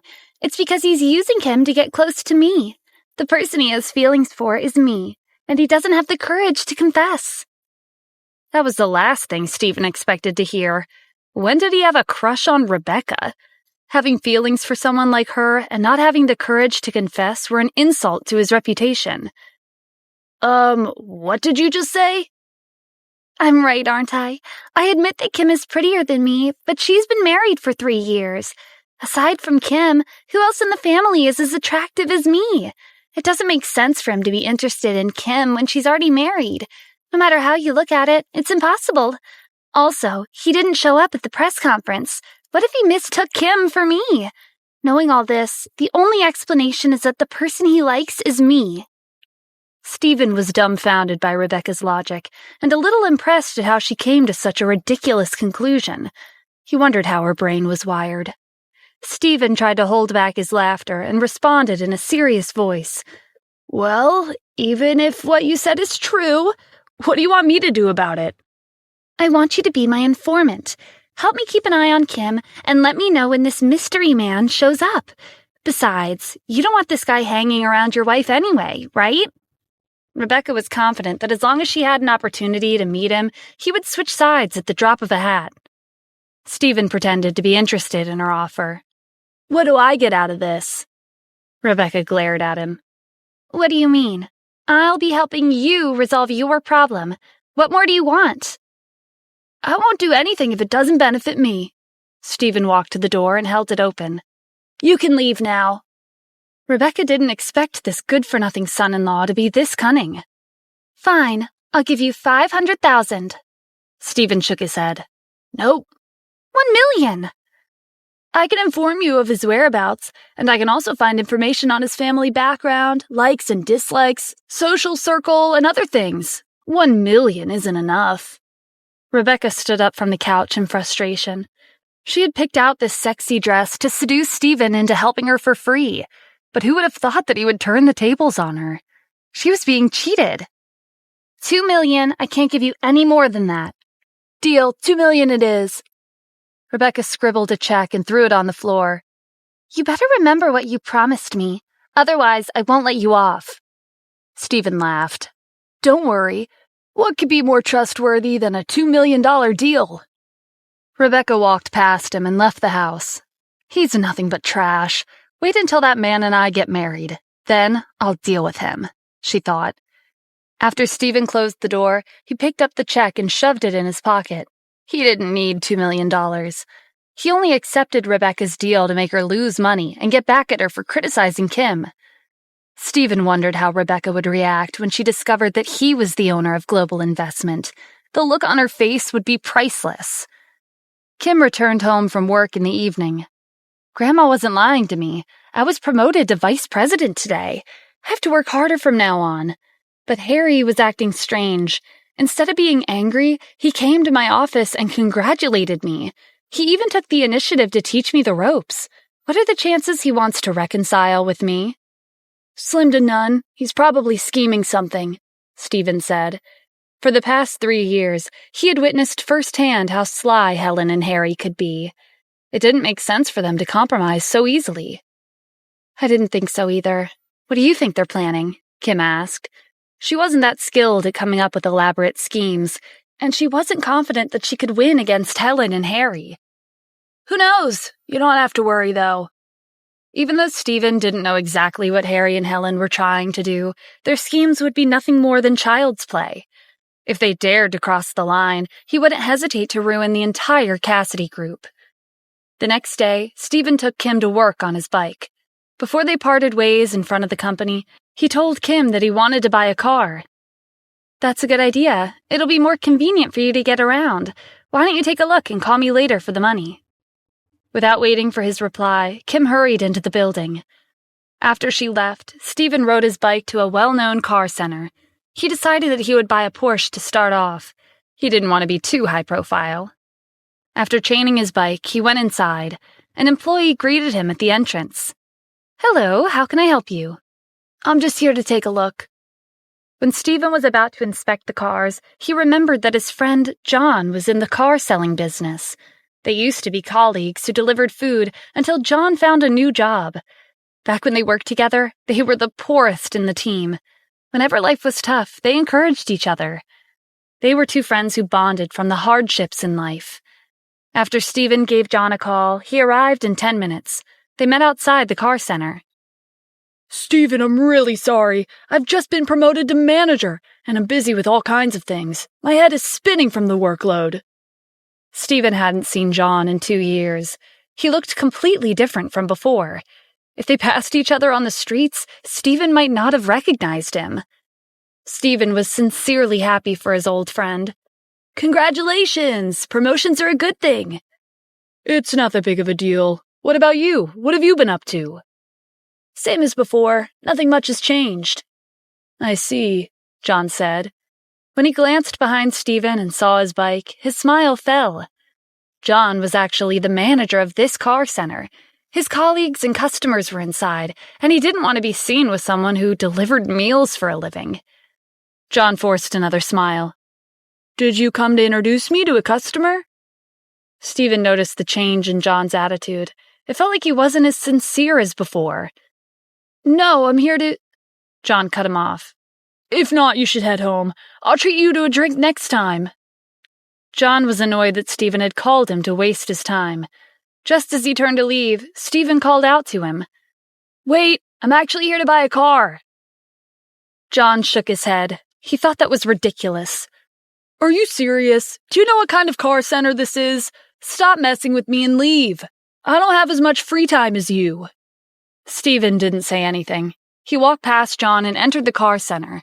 If John didn't want to help him select a car, then he would have to ask someone else.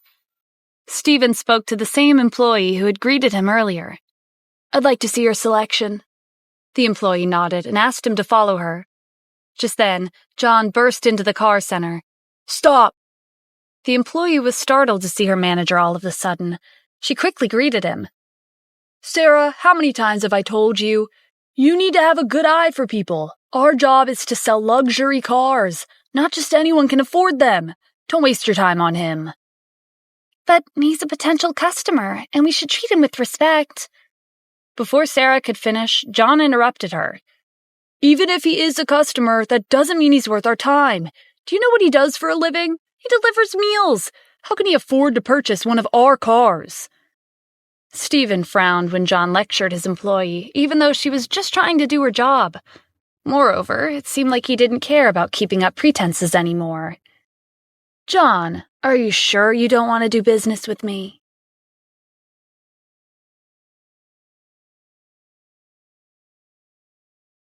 Stephen, don't make me laugh. Do you know how much the cheapest car costs? $800,000. I'm a manager with a monthly salary of over $10,000. Even I can't afford the cars here. How would you, someone who delivers food for a living, have the money? Stephen let out a sigh. If he had known earlier how much John had changed, he wouldn't have called him here. And coincidentally, John was also the manager of this car center. Where's your boss? Tell him to come here. I want to talk to him myself. Are you here to cause trouble because you found out that I'm the manager of this place? If you have something to say, you can talk to me. Stephen couldn't be bothered to argue with John anymore, so he found a seat and sat down. I'll give you 3 minutes. If your boss doesn't show up, I'll make you regret it. 3 minutes isn't necessary. I'll make you regret it right now. John called a few security guards over. If Stephen wouldn't leave, then he would have no choice but to use force. Before anyone could make a move, the owner of the car center returned. What are all of you doing? John didn't expect his boss to show up and see this commotion. It's not serious. Someone's just causing trouble. I'll kick them out right away. John motioned to the security guards. What are you waiting for? Throw him out. Wait, the owner said as he looked down at Stephen. Tell me why you're making a racket this early in the morning. You're bothering the other customers. I'm not here to make your lives difficult. I just want to buy a car. Stephen's goal was simple. He wanted to purchase a car of his own to drive his wife wherever she wanted to go. John didn't believe that someone who could barely afford a meal could possibly have the money to buy a luxury car. Boss, don't listen to his nonsense. He delivers takeout for a living. It's impossible for him to buy one of our cars. Stephen was amused when John repeatedly put him down. It was clear that John didn't want to be acquainted with him anymore. Stephen looked up at the owner. I changed my mind. I don't want to buy a car. I want to buy your car center. John and the owner were at a loss for words. Besides Stephen, there were several other customers in the store.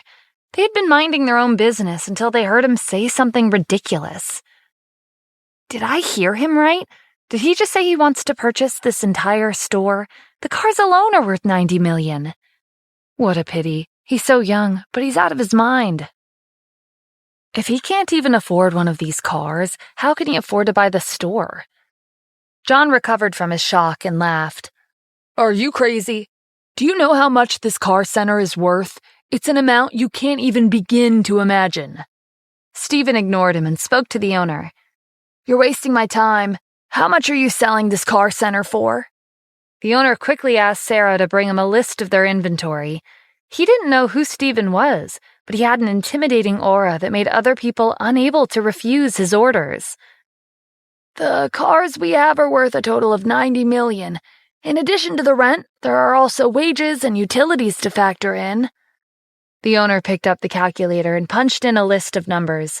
The final amount displayed on the screen was $120 million. John took out a $20 bill from his pocket and threw it on the floor.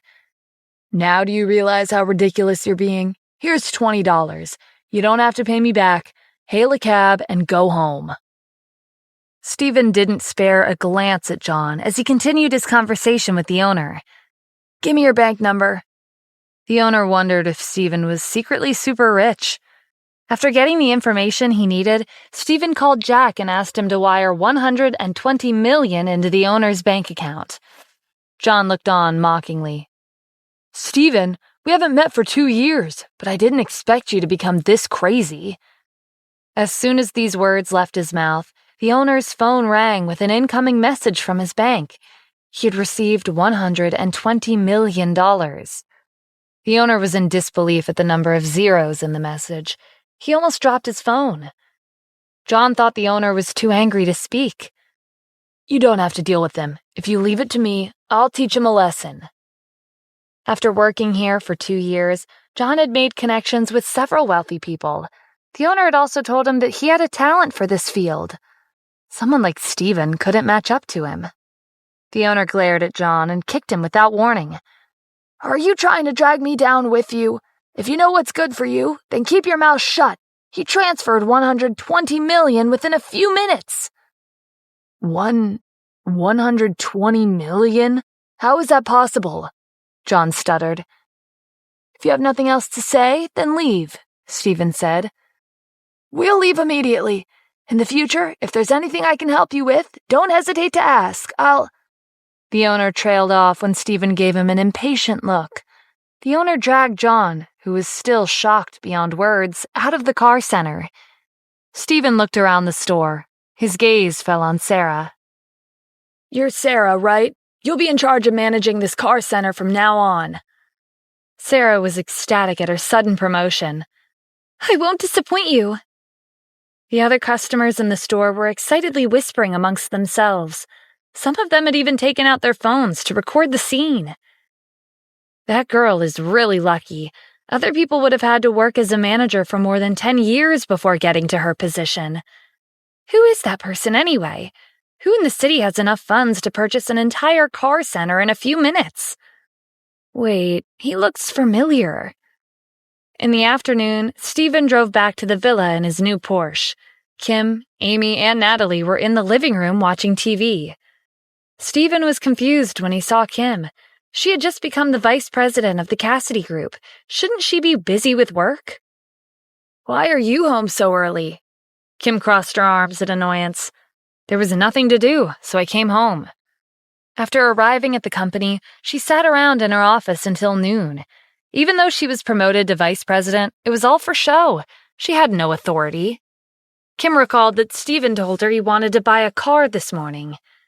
By the way, did you decide on a car? Natalie looked away from the TV. What? You want to buy a car? You can't even afford it. Don't even think about spending Kim's money. I won't allow it. Amy frowned as she hugged her knees. Mom, he barely earns any money. He hasn't seen much of the world, so I doubt he'd want to buy a luxury car. Stephen, don't listen to their nonsense. Our car is old, so it's time to get a new one anyway. Which car caught your eye? Kim asked. Natalie and Amy were also curious. The three of them looked at Stephen and waited for his answer. Stephen felt self-conscious at all the attention. Well, you see, I went to a car center and saw a Porsche. Amy cut him off. Are you serious? You're going straight for a luxury car? Do you think you're some rich and handsome young man? You're hopeless. You should just stay home instead of going out and embarrassing yourself and our family," Natalie scolded. Stephen could barely support himself, and their family didn't have that much money to spare. Why would he want to buy a Porsche? Kim was disappointed in him. "Never mind. Tomorrow I'll come with you, and we'll look at other cars."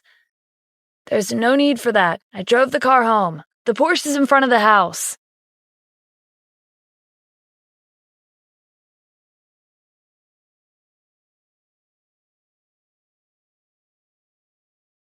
You what? You drove the car home? Kim echoed. A Porsche wasn't the most expensive luxury car brand to exist, but it was still worth a lot of money. How could Stephen afford it?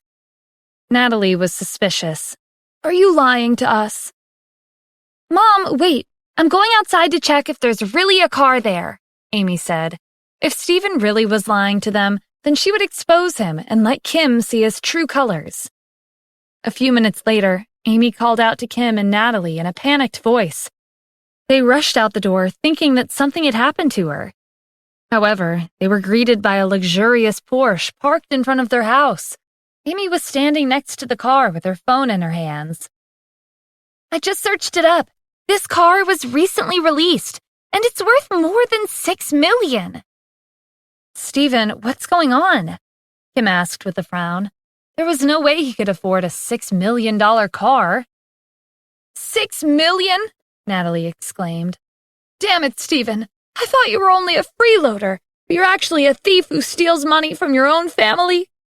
When Natalie was about to grab Stephen's arm, Kim stopped her. "Mom, calm down. He didn't use my money. I only have a few $100,000 in the bank right now. It's impossible for him to steal $6 million from me." Kim looked at Stephen in disappointment. "Aren't you going to explain yourself?" At this time, the head of the security team, Aaron, spotted them as he was making his rounds. "Mr. Adams, I just saw a video of you buying a Porsche. Can I have a look?" Aaron had always been a die-hard fan of luxury cars, so he couldn't pass up this opportunity. Amy rushed over to Aaron and asked him to show her the video. When he searched up the video and pressed on the play button, Amy took the phone from him. Natalie and Kim waited anxiously for her to finish watching the video. "Stephen didn't just buy a Porsche. He bought the entire car center for $120 million.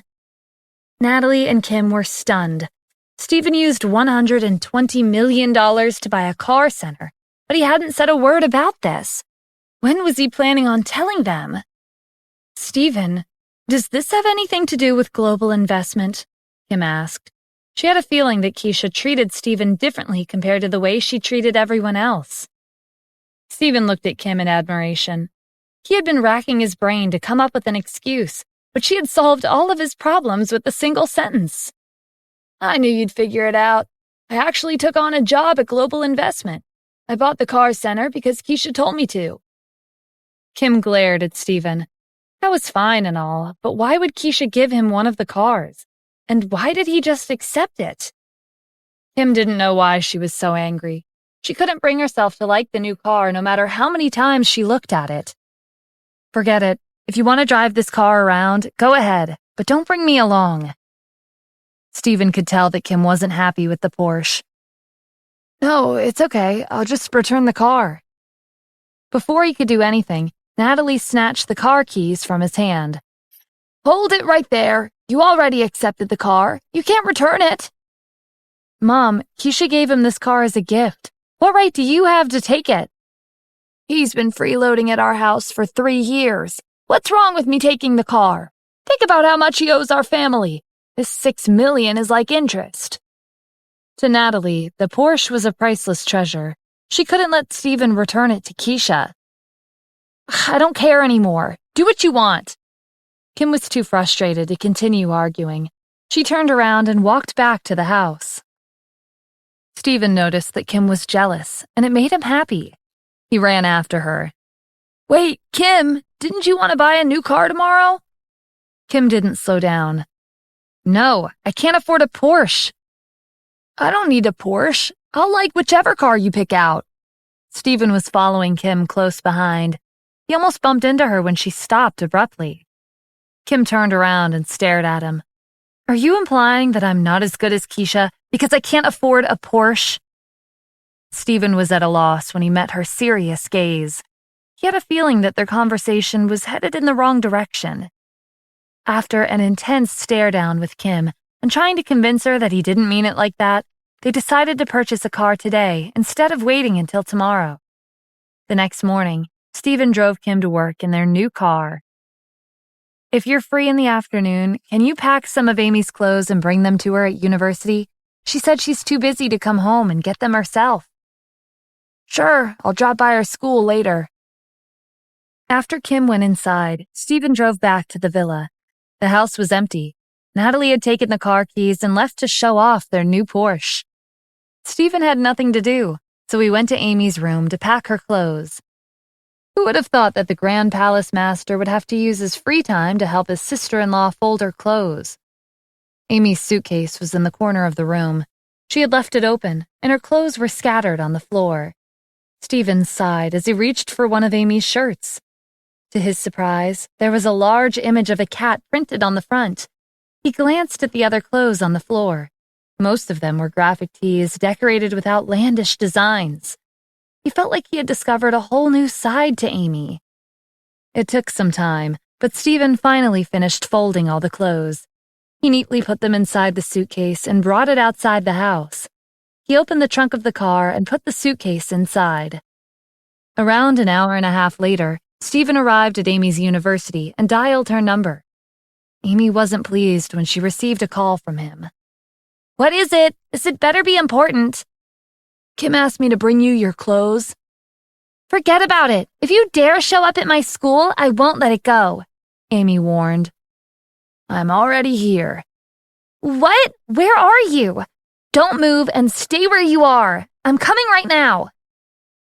Not long after Amy hung up, Stephen saw her running out of the university's gates. She skidded to a stop and gasped for breath as she looked around. As soon as Amy spotted him, she looked like she wanted to throttle him. Amy ran up to Stephen and pulled him around the corner. If her classmates found out she had such a useless brother-in-law, they would surely laugh at her. What the hell are you doing here? She whispered. Your sister asked me to come. Stephen put the suitcase in front of her. Here, this is for you. Amy quickly unzipped the suitcase to check the contents. Her face reddened when she saw her personal belongings inside. There was a murderous look in Amy's eyes as she glared at Stephen. You didn't open it, right? Nope, Stephen answered casually. Good. You've done what you've came to do, so leave. In her rush, Amy only zipped up the suitcase halfway. She grabbed the handle and dragged it towards the school gates. Not even 2 steps later, one of the wheels snagged on a rock and the suitcase tipped over. It fell open and her clothes spilled all over the ground. Stephen hurried over to help Amy pick up her clothes. Amy gritted her teeth. Did you not hear what I said? Leave! This was all because of Stephen. Bad luck followed him everywhere he went. Someone called out to her. Hey, Amy. I didn't think you were into graphic t-shirts. Do you walk around with a cat plastered on the front of your shirt? How tacky. It was Clara Avery, Amy's rival.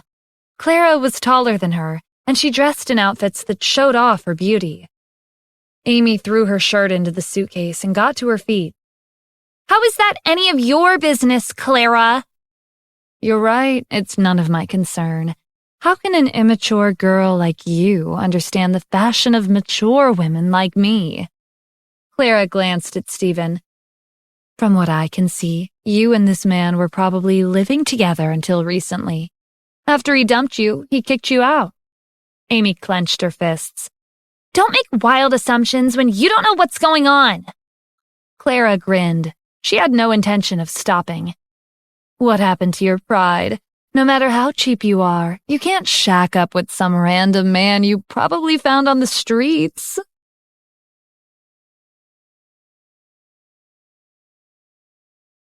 While Amy and Clara argued, Stephen put Amy's clothes back into the suitcase.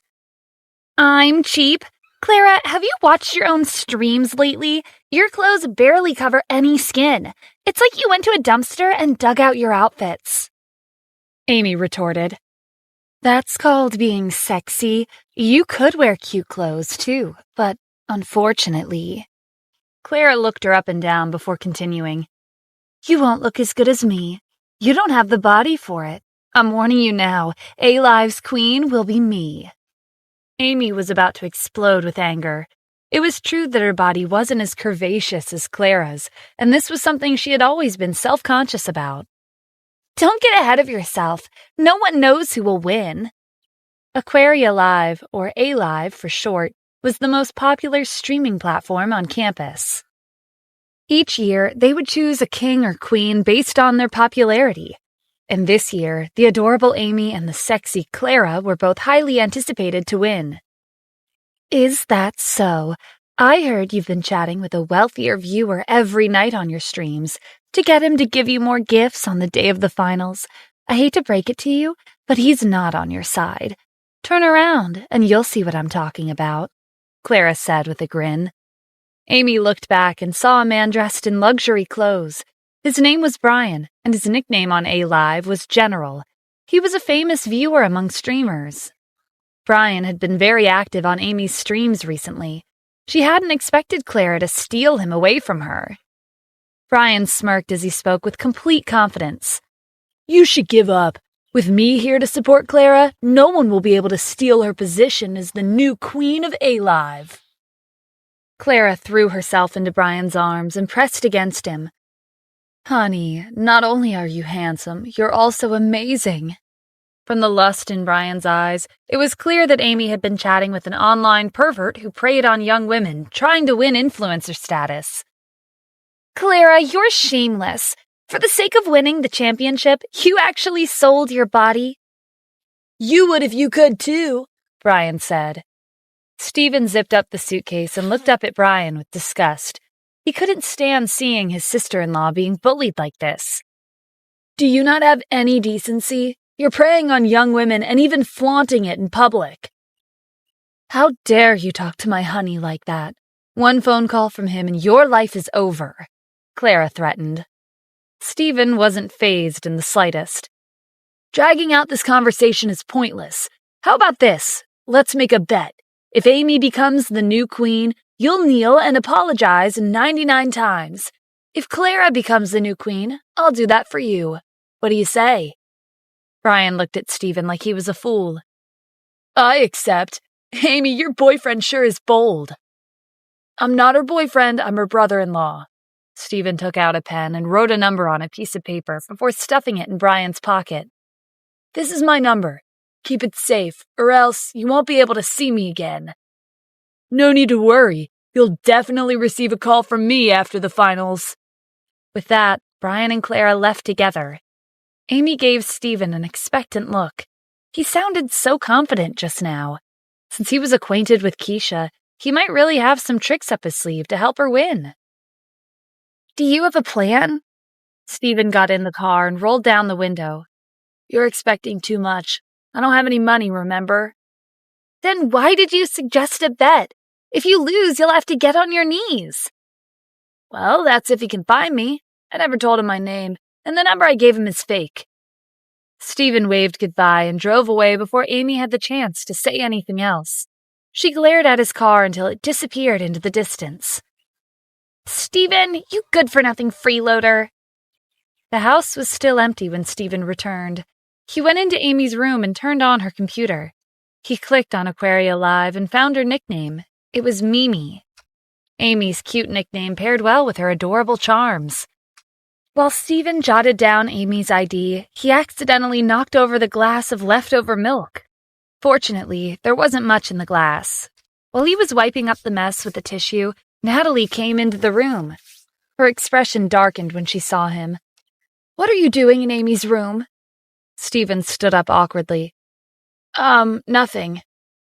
It was the fact that he had snuck into his sister-in-law's room when no one was home, and to make things worse, his mother-in-law had caught him. He didn't want to expose Amy's secret that she was an online streamer, but how was he going to get out of this? To no one's surprise, Natalie didn't believe him. She pushed him aside and saw a slightly damp tissue on the floor.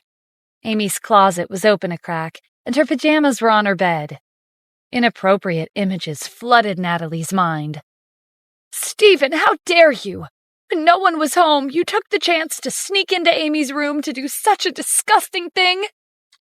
Stephen was confused until he glanced at the scene next to him. He instantly grasped the situation. Mom, this is a big misunderstanding. Misunderstanding? Get out of here right now, you ungrateful freeloader! We let you live with us because you're Kim's husband. But I didn't think you would go as far as to set Amy as your target. Natalie grabbed a broom and prodded Stephen with the bristles to push him out of the room. Mom, calm down. I can explain. When Natalie threw the broom at him, he sidestepped and avoided it. What is there to explain? I'm kicking you out of this house. While Natalie was walking over to the broom to pick it up, she slipped on the floor and fell. Damn it, Stephen! Are you trying to kill me to keep my mouth shut? Stephen was dumbfounded. He hadn't even touched her. Where was this ridiculous accusation coming from? All of a sudden, Kim entered the room. When Natalie saw her, she pretended to be even more distressed. Kim, is that you? Your husband pushed his own mother-in-law to the floor. This was a golden opportunity to kick Stephen out. Natalie had to make Kim divorce him so that the owner of Global Investment could become her son-in-law. Kim rushed over to Natalie to help her up. What happened? Natalie leaned over to Kim and told her everything that Stephen had done in a low voice. Kim, you have to chase him out of the house today. Who knows what else he's capable of? Kim's face flushed with embarrassment. That's impossible. He's not that kind of person. If you don't believe me, just look at the evidence. Natalie pointed to the floor, the closet, and the bed. He even got mad when I exposed him. Isn't it obvious who's at fault here? Kim was even more embarrassed that she saw the damp tissue on the floor. She had asked Stephen to pack some of Amy's clothes today. Had he really done something indecent while he was in her room? Stephen, what do you have to say for yourself? Stephen looked at Kim with a helpless expression. It's not like that. You have to believe me. Didn't you ask me to bring Amy her clothes? I left in a hurry and didn't have time to clean up. When I came home, I was planning on cleaning her room since I had nothing to do, but I accidentally knocked over the milk. Half of Kim's suspicions disappeared after hearing this. After all, in the past 3 years, they had never done anything remotely intimate with each other, not even once. Stephen wasn't like that. Is that all? Yes, that's all. And while I was wiping the floor, Mom came home. Kim narrowed her eyes. Then how did she fall over? Kim, remember when you first came into the room? Mom was next to the place where I knocked over the milk. The floor was still wet, so she slipped. Kim glanced at the place Stephen was referring to. She felt a lot better when she saw that Amy's glass of milk was on the table, right above the tissue on the floor. Natalie was reluctant to give in. I don't remember the floor being wet. Where's your proof? If you don't believe me, you can inspect the tissue yourself.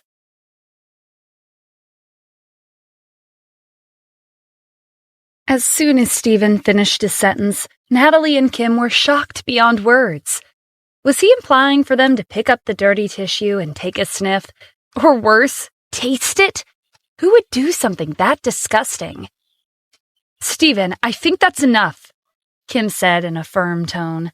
At the same time, she was embarrassed because she hadn't noticed the glass of milk on the table near Amy's computer when she first came into the room. Otherwise, this wouldn't have escalated into such a big misunderstanding. But this was also because of Natalie. Mom, I understand why you misunderstood him, but why did you frame Stephen for something he didn't do? I hope there won't be a next time. Kim, sooner or later, your life will be ruined if you let someone like him stay by your side. When the time comes, you'll definitely regret it. Natalie's tricks had been exposed, so she didn't feel like staying here any longer. She was exasperated as she trudged back to her own room. Stephen sensed the tense atmosphere and decided to excuse himself because he didn't want to make Kim even more mad. I'm going back to my room too. Kim hesitated before stopping him outside Amy's room. Hold on. Stay here and don't move. Kim went to her room and came back a few minutes later. She stared at Steven with her hands behind her back. Kim, why are you staring at me like that? Do I have something on my face? Kim threw something at him. In the future, use that if you need to take care of your business, and make sure you do it in private. Kim turned around to hide her embarrassment. She ran back to her room and slammed the door shut. Steven was confused until he looked down at the piece of clothing that Kim had given him. He couldn't help but sigh. Just what kind of person did she think he was? After going back to his room, Steven laid on the bed and reached for his phone. He downloaded the Aquaria Live app and registered a new account with the nickname Stefan Asher. This was his first time on a streaming platform. He pressed random icons to familiarize himself with the app. When he typed in Amy's ID into the search engine, he was surprised to see that she had already started streaming. It seemed like Amy was determined to win the competition. When Steven joined the stream, Amy smiled and made a heart gesture. Welcome and hello, Stefan Asher. Amy was wearing a light blue dress with a white veil draped over her shoulders. She was wearing light makeup that brought out her cute and elegant charms. Steven glanced at the number in the corner. He was shocked that 100,000 people were watching Amy's stream. It seemed like Mimi was a popular streamer on A-Live. Amy made a cute face at the camera. Tomorrow is the finals. Please support me. The chat was instantly flooded with comments asking Amy to dance. Several viewers promised that they would give her a sports car emoji, which was the gift the viewer could send to the streamer by paying $200. Amy played a trendy song titled Night. She played the music and danced in tune with the lyrics.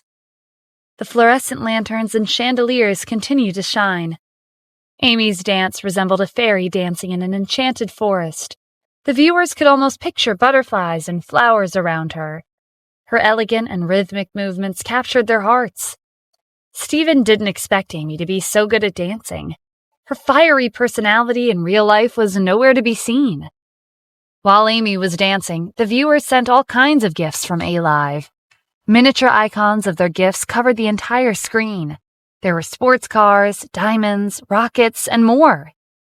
After the song ended, Amy sat back down and thanked each viewer for their gift. She looked excited that she had received so many gifts. In the next second, some viewers started leaving negative comments. What kind of dance was that? It was nauseating to watch.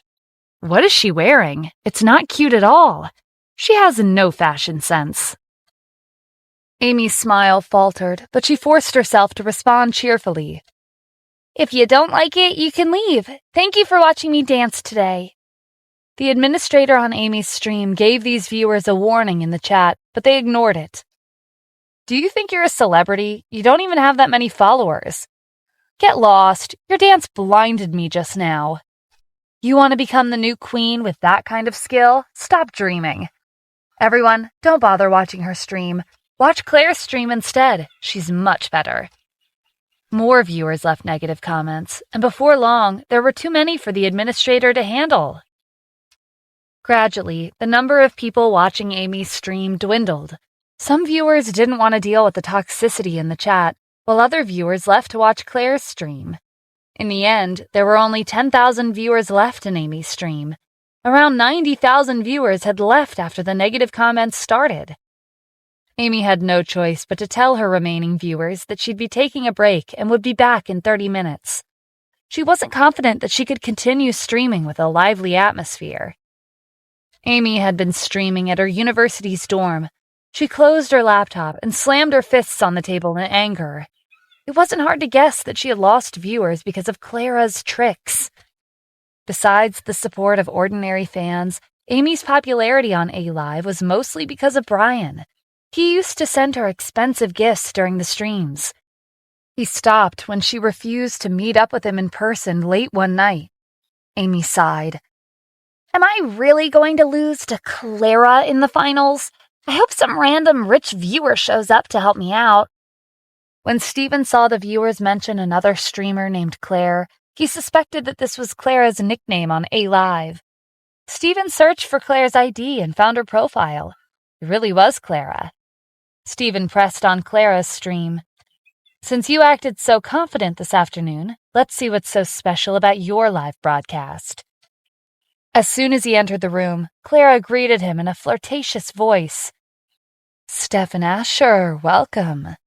For everyone who's joining now, I'd like to make an announcement. If you send me a sports car, there will be extra benefits. As for anyone who sends me a warship, I'll do whatever you want. Stephen wasn't familiar with these terms. He thought a sports car was the most expensive gift a viewer could send to the streamer. When he searched it up, he discovered that the sports car was one of the cheapest gifts. There was a rocket worth $100,000, and the most expensive gift was a warship that was worth $1 million. Stephen didn't expect this many gift options, and he certainly didn't expect a $1 million gift. It was obvious that the person who developed Aquaria Live only had one objective: money. Not even a second later, a gift appeared on the screen. Then 2, 3, 5, and finally, someone sent a gift worth $500,000. This gift was from Brian, also known as General on A-Live. Clara threw a flirtatious look at the camera and put on a shy expression. General, I love you. Thank you for your gift. I've already sent you my room number and phone number in a private message. The chat went crazy. The viewers were jealous of Brian, and many of them sent Clara more gifts in hopes she would reveal this information on the stream. After 30 minutes, a total of $2 million worth of gifts had been sent. Stephen closed the app and put his phone down. One of them is dancing, while the other is putting on a private show with one of her viewers. This was most likely Clara and Brian's plan to hype up the stream. Stephen's phone rang. Jack was calling. Mr. Hendricks wanted me to tell you that your family in Washington, D.C. is sending Garrett Adams to Los Angeles. His subordinate, Jacob Adams, will be coming with him. Stephen smirked when he heard the familiar names. He wondered how they'd react when they found out he was the Grand Palace Master. Got it. By the way, do you know who owns Aquaria Live? Mr. Adams, as the Grand Palace Master, Aquaria Live is one of your businesses. It has a market capitalization of over $20 billion, and it's the most popular streaming platform in the United States. I'm the owner? I was about to ask you to buy it. At this point, Stephen didn't know if he should be surprised or not. He really needed to set aside some time to organize his assets. Anyway, A-Live uses gold coins as their currency, right? Help me add some to my account. Stephen sent his ID to Jack. A few minutes later, Jack sent him a reply. Mr. Adams, I've completed the transaction. There are 1 billion gold coins in your account, and it's worth $1 billion. You are also the Emperor-level user on A-Live. With me here, it won't be that hard for Amy to win the competition and become the queen, Stephen thought. His phone vibrated with a notification from A-Live. The streamer you're following, Mimi, is online. Log in and come watch the stream.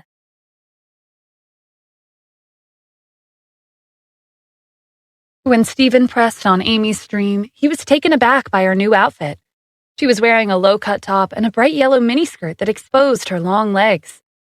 This was Amy's first time wearing these kinds of clothes. She had a shy expression on her face as she welcomed everyone back to her stream. The lustful viewers thought she looked even better than before. The chat room was bombarded with comments. I like your new look, Mimi. What the hell just happened? I went to the bathroom when the stream paused, and when I came back, Mimi completely changed her look. She paused the stream half an hour ago. Were you in the bathroom for 30 minutes?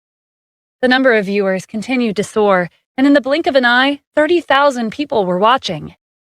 Stephen wondered if he should stop watching the stream. He felt like he was invading Amy's privacy, and it didn't feel right to watch her entertain her viewers in a revealing outfit. Amy was excited by her rise in popularity. After thanking those who gave her a gift, she started welcoming her new viewers. While she was listing out the names, a familiar viewer joined the stream. Amy froze when she read his nickname. It was Brian. What was he doing here? Her viewers also noticed his appearance. Not only was General famous among the streamers, he was also well known amongst the viewers. There was a commotion in the chat as soon as he joined. Hey look, General's here. Why is he watching Mimi's stream again? Wasn't he interested in Claire? Did he change his mind? He's so two-faced. Amy skipped over Brian's nickname and warmly greeted the next viewer who joined. Brian wasn't happy when Amy ignored him. He sent an angry comment in the chat. "I haven't watched your streams in a few days, but your style has completely changed. Were you just pretending to be pure and innocent?" Pretty soon, Brian and many viewers were engaged in a heated discussion. "What's going on, General? Weren't you Mimi's fan? You used to give her at least a few million worth of gifts. I heard that the General is infatuated with Claire.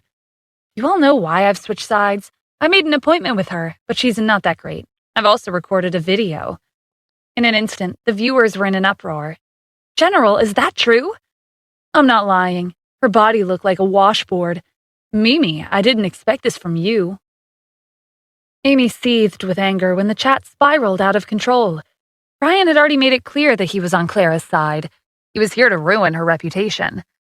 Amy wanted to kick Brian out of her stream, but it wouldn't be easy because he was a VIP on A Live. At this rate, she might as well just forget about winning the competition. She didn't even know if she could continue her streams. A notification popped up on Amy's screen. Brian had sent her a private message on A Live. "If you spend the night with me, I'll keep giving you gifts, and you can continue streaming like you've always done." Amy tried not to let her emotions show, but her stream was running. She typed a message and sent it to Brian. "Get lost." "Is that a rejection? You do know I can lock your account at any time, right?" "Whatever," Amy replied. Even though Brian was a VIP, she didn't think he had the authority to do that. When he didn't reply, Amy felt uneasy. If her account was locked, her current followers and the gifts she'd received would drop to 0. Amy pulled herself together and turned her attention back to her stream. She announced that she would be singing a song for her viewers. When the music started playing, the screen turned dark. A line of text was displayed at the center. "Due to suspected violations of our policies, we've ended the stream. We apologize for the inconvenience." Even though the stream had been forcibly ended, the chat was still running wild. Amy's loyal followers expressed their support for her, while other viewers complained. Amy was so angry that she almost threw her laptop onto the floor. Her outfit was revealing, but it was nowhere near the level of Clara's outfits. Her clothes barely covered any skin. If anyone's account was to be locked, it should be Clara's, not hers. This was definitely because of Brian. Amy flopped on the bed and wanted to cry. All of her hard work had gone down the drain. Unless, if a wealthy viewer sent her the most expensive gift to show their support, there was a chance that her account would be unlocked. But having someone like that among her viewers was a 1 in a million chance. At this time, Clara and Brian were at a luxurious hotel. Clara was lying on top of Brian and looking at him in admiration. "Honey, you're amazing. How did you lock our account with a single message?" "There's nothing I can't do. My dad is one of Aquaria Live's shareholders. He can lock any account he wants." "Really? Does that mean I'll win the finals tomorrow?" "Of course. As long as you satisfy me tonight, I'll make sure you become the queen." "You're so annoying," Clara said with a laugh. Just as she was about to pounce on him, the computer screen flickered and caught her attention. Amy's stream is up and running again. Was her account unlocked? Brian sat up and went to the computer. "How's this possible? Wait, what's this? Someone actually sent her a warship! Each one cost 1 million. How did she manage to seduce someone that rich?" Soon after Amy's account was locked, a viewer named Stefan Asher had sent her an expensive gift. She regained full control of her account, and her stream was back to normal. Amy didn't expect a wealthy viewer to really appear. Stefan hadn't made any requests. After sending the gift, he left without saying anything. His sweet gesture moved her heart. Amy sent a message in the chat. "Stefan, are you still there?" But Stefan's profile picture was gray, indicating that he was offline. Amy never sent friend requests on A Live. It was always other people who added her. But tonight, she decided to send a friend request for the first time. She even added a short introduction. "Hi, Steven. I'm Mimi. Thanks for your gift." Meanwhile, Steven had just logged out of A Live. He tossed his phone to the side. One night of streams was enough for him. They were such a waste of energy. But his efforts weren't in vain. Fortunately, sending a $1 million gift to Amy had unlocked her account. As long as she won the competition tomorrow, her mood would improve. If Amy was in higher spirits, then Kim wouldn't have to be so worried about her. Stephen would be happy as long as Kim was happy. The next morning, Natalie, Kim, and Stephen were all having breakfast together. From time to time, Kim would steal a glance at Stephen before looking back down at her food. He looks a little tired today. Maybe he couldn't resist the urge after I gave him that last night. Kim's face burned as soon as this thought crossed her mind. Natalie noticed her strange behavior. "What's wrong? Are you not feeling well?" Kim glanced at Stephen again. She was afraid that he would catch on to what she was thinking. "No, I'm fine. I'm going to work now." Kim grabbed her bag and ran out of the house. Stephen stuffed a slice of bread into his mouth before chasing after her. "Kim, wait! I'll drive you to work." In the car, Stephen examined his appearance in the rearview mirror. He noticed Kim glancing at him throughout breakfast. "Is there something on my face?" "No, but—" Kim gathered her courage and said, "You just seem a little tired."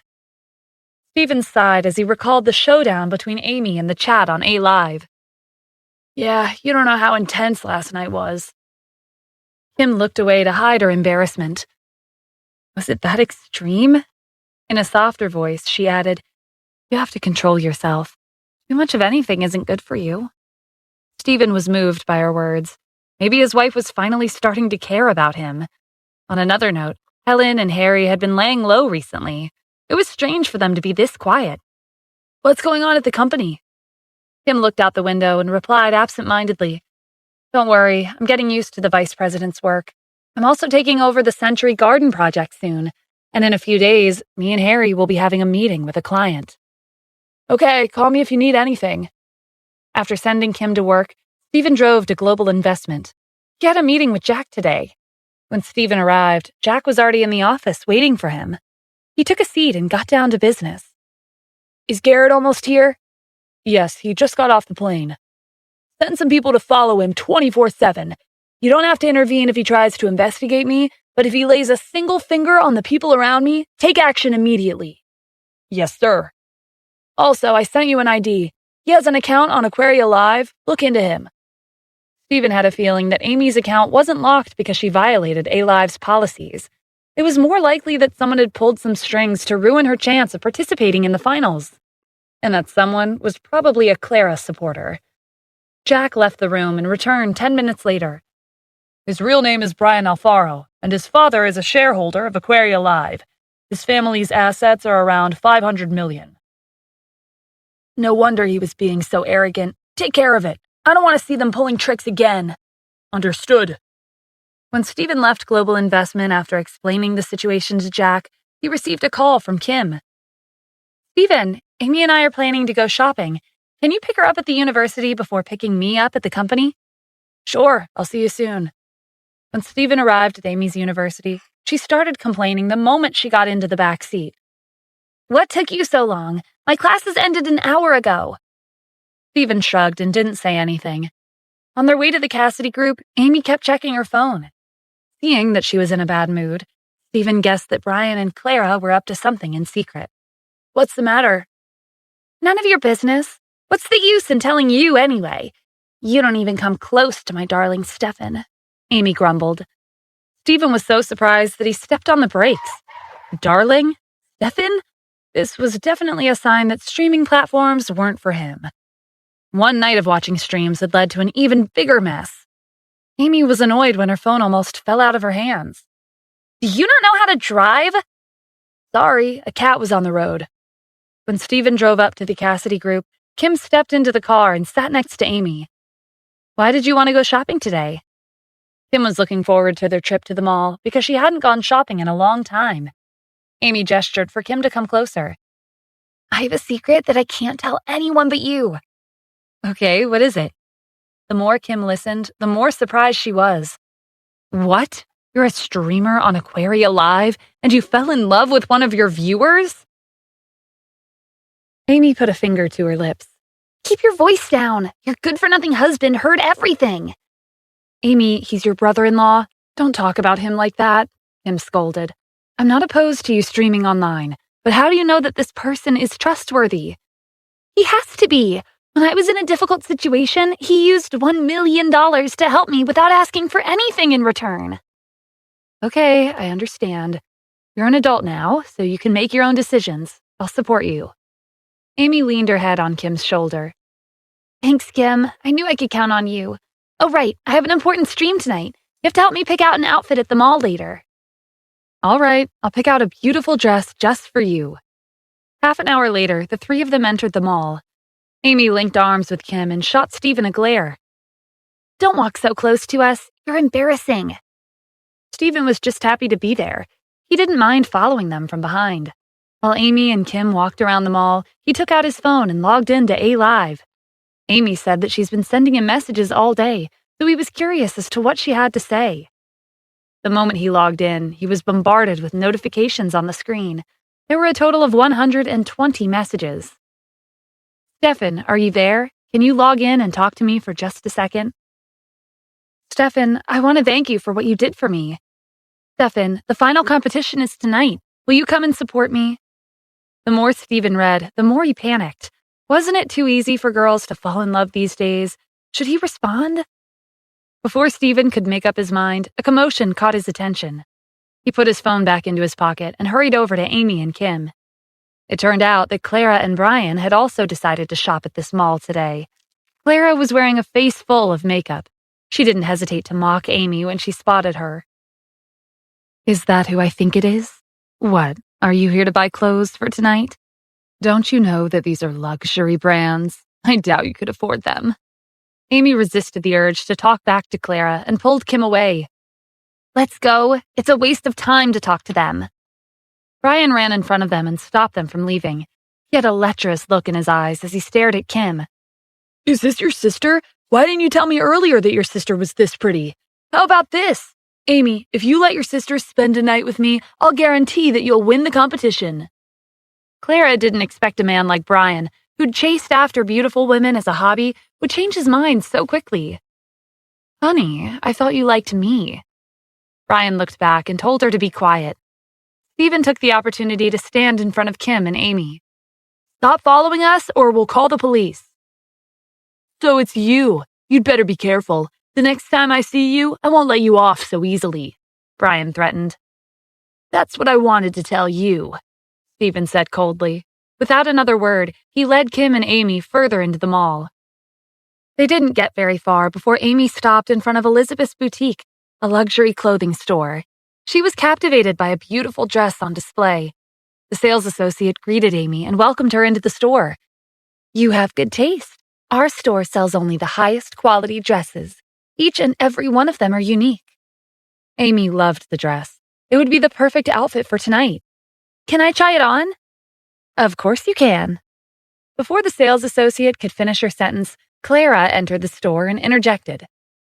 You clearly don't have the money, but you still want to try it on? How embarrassing. Clara turned to the sales associate.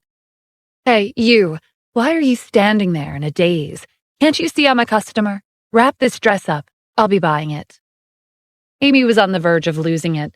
Why was Clara always lingering around her? Why are you here? I'm here to buy a dress, obviously. It's first come, first served. Don't you understand this simple concept? I like this dress, so I bought it right away. What's the problem? Besides, you know how much this dress costs?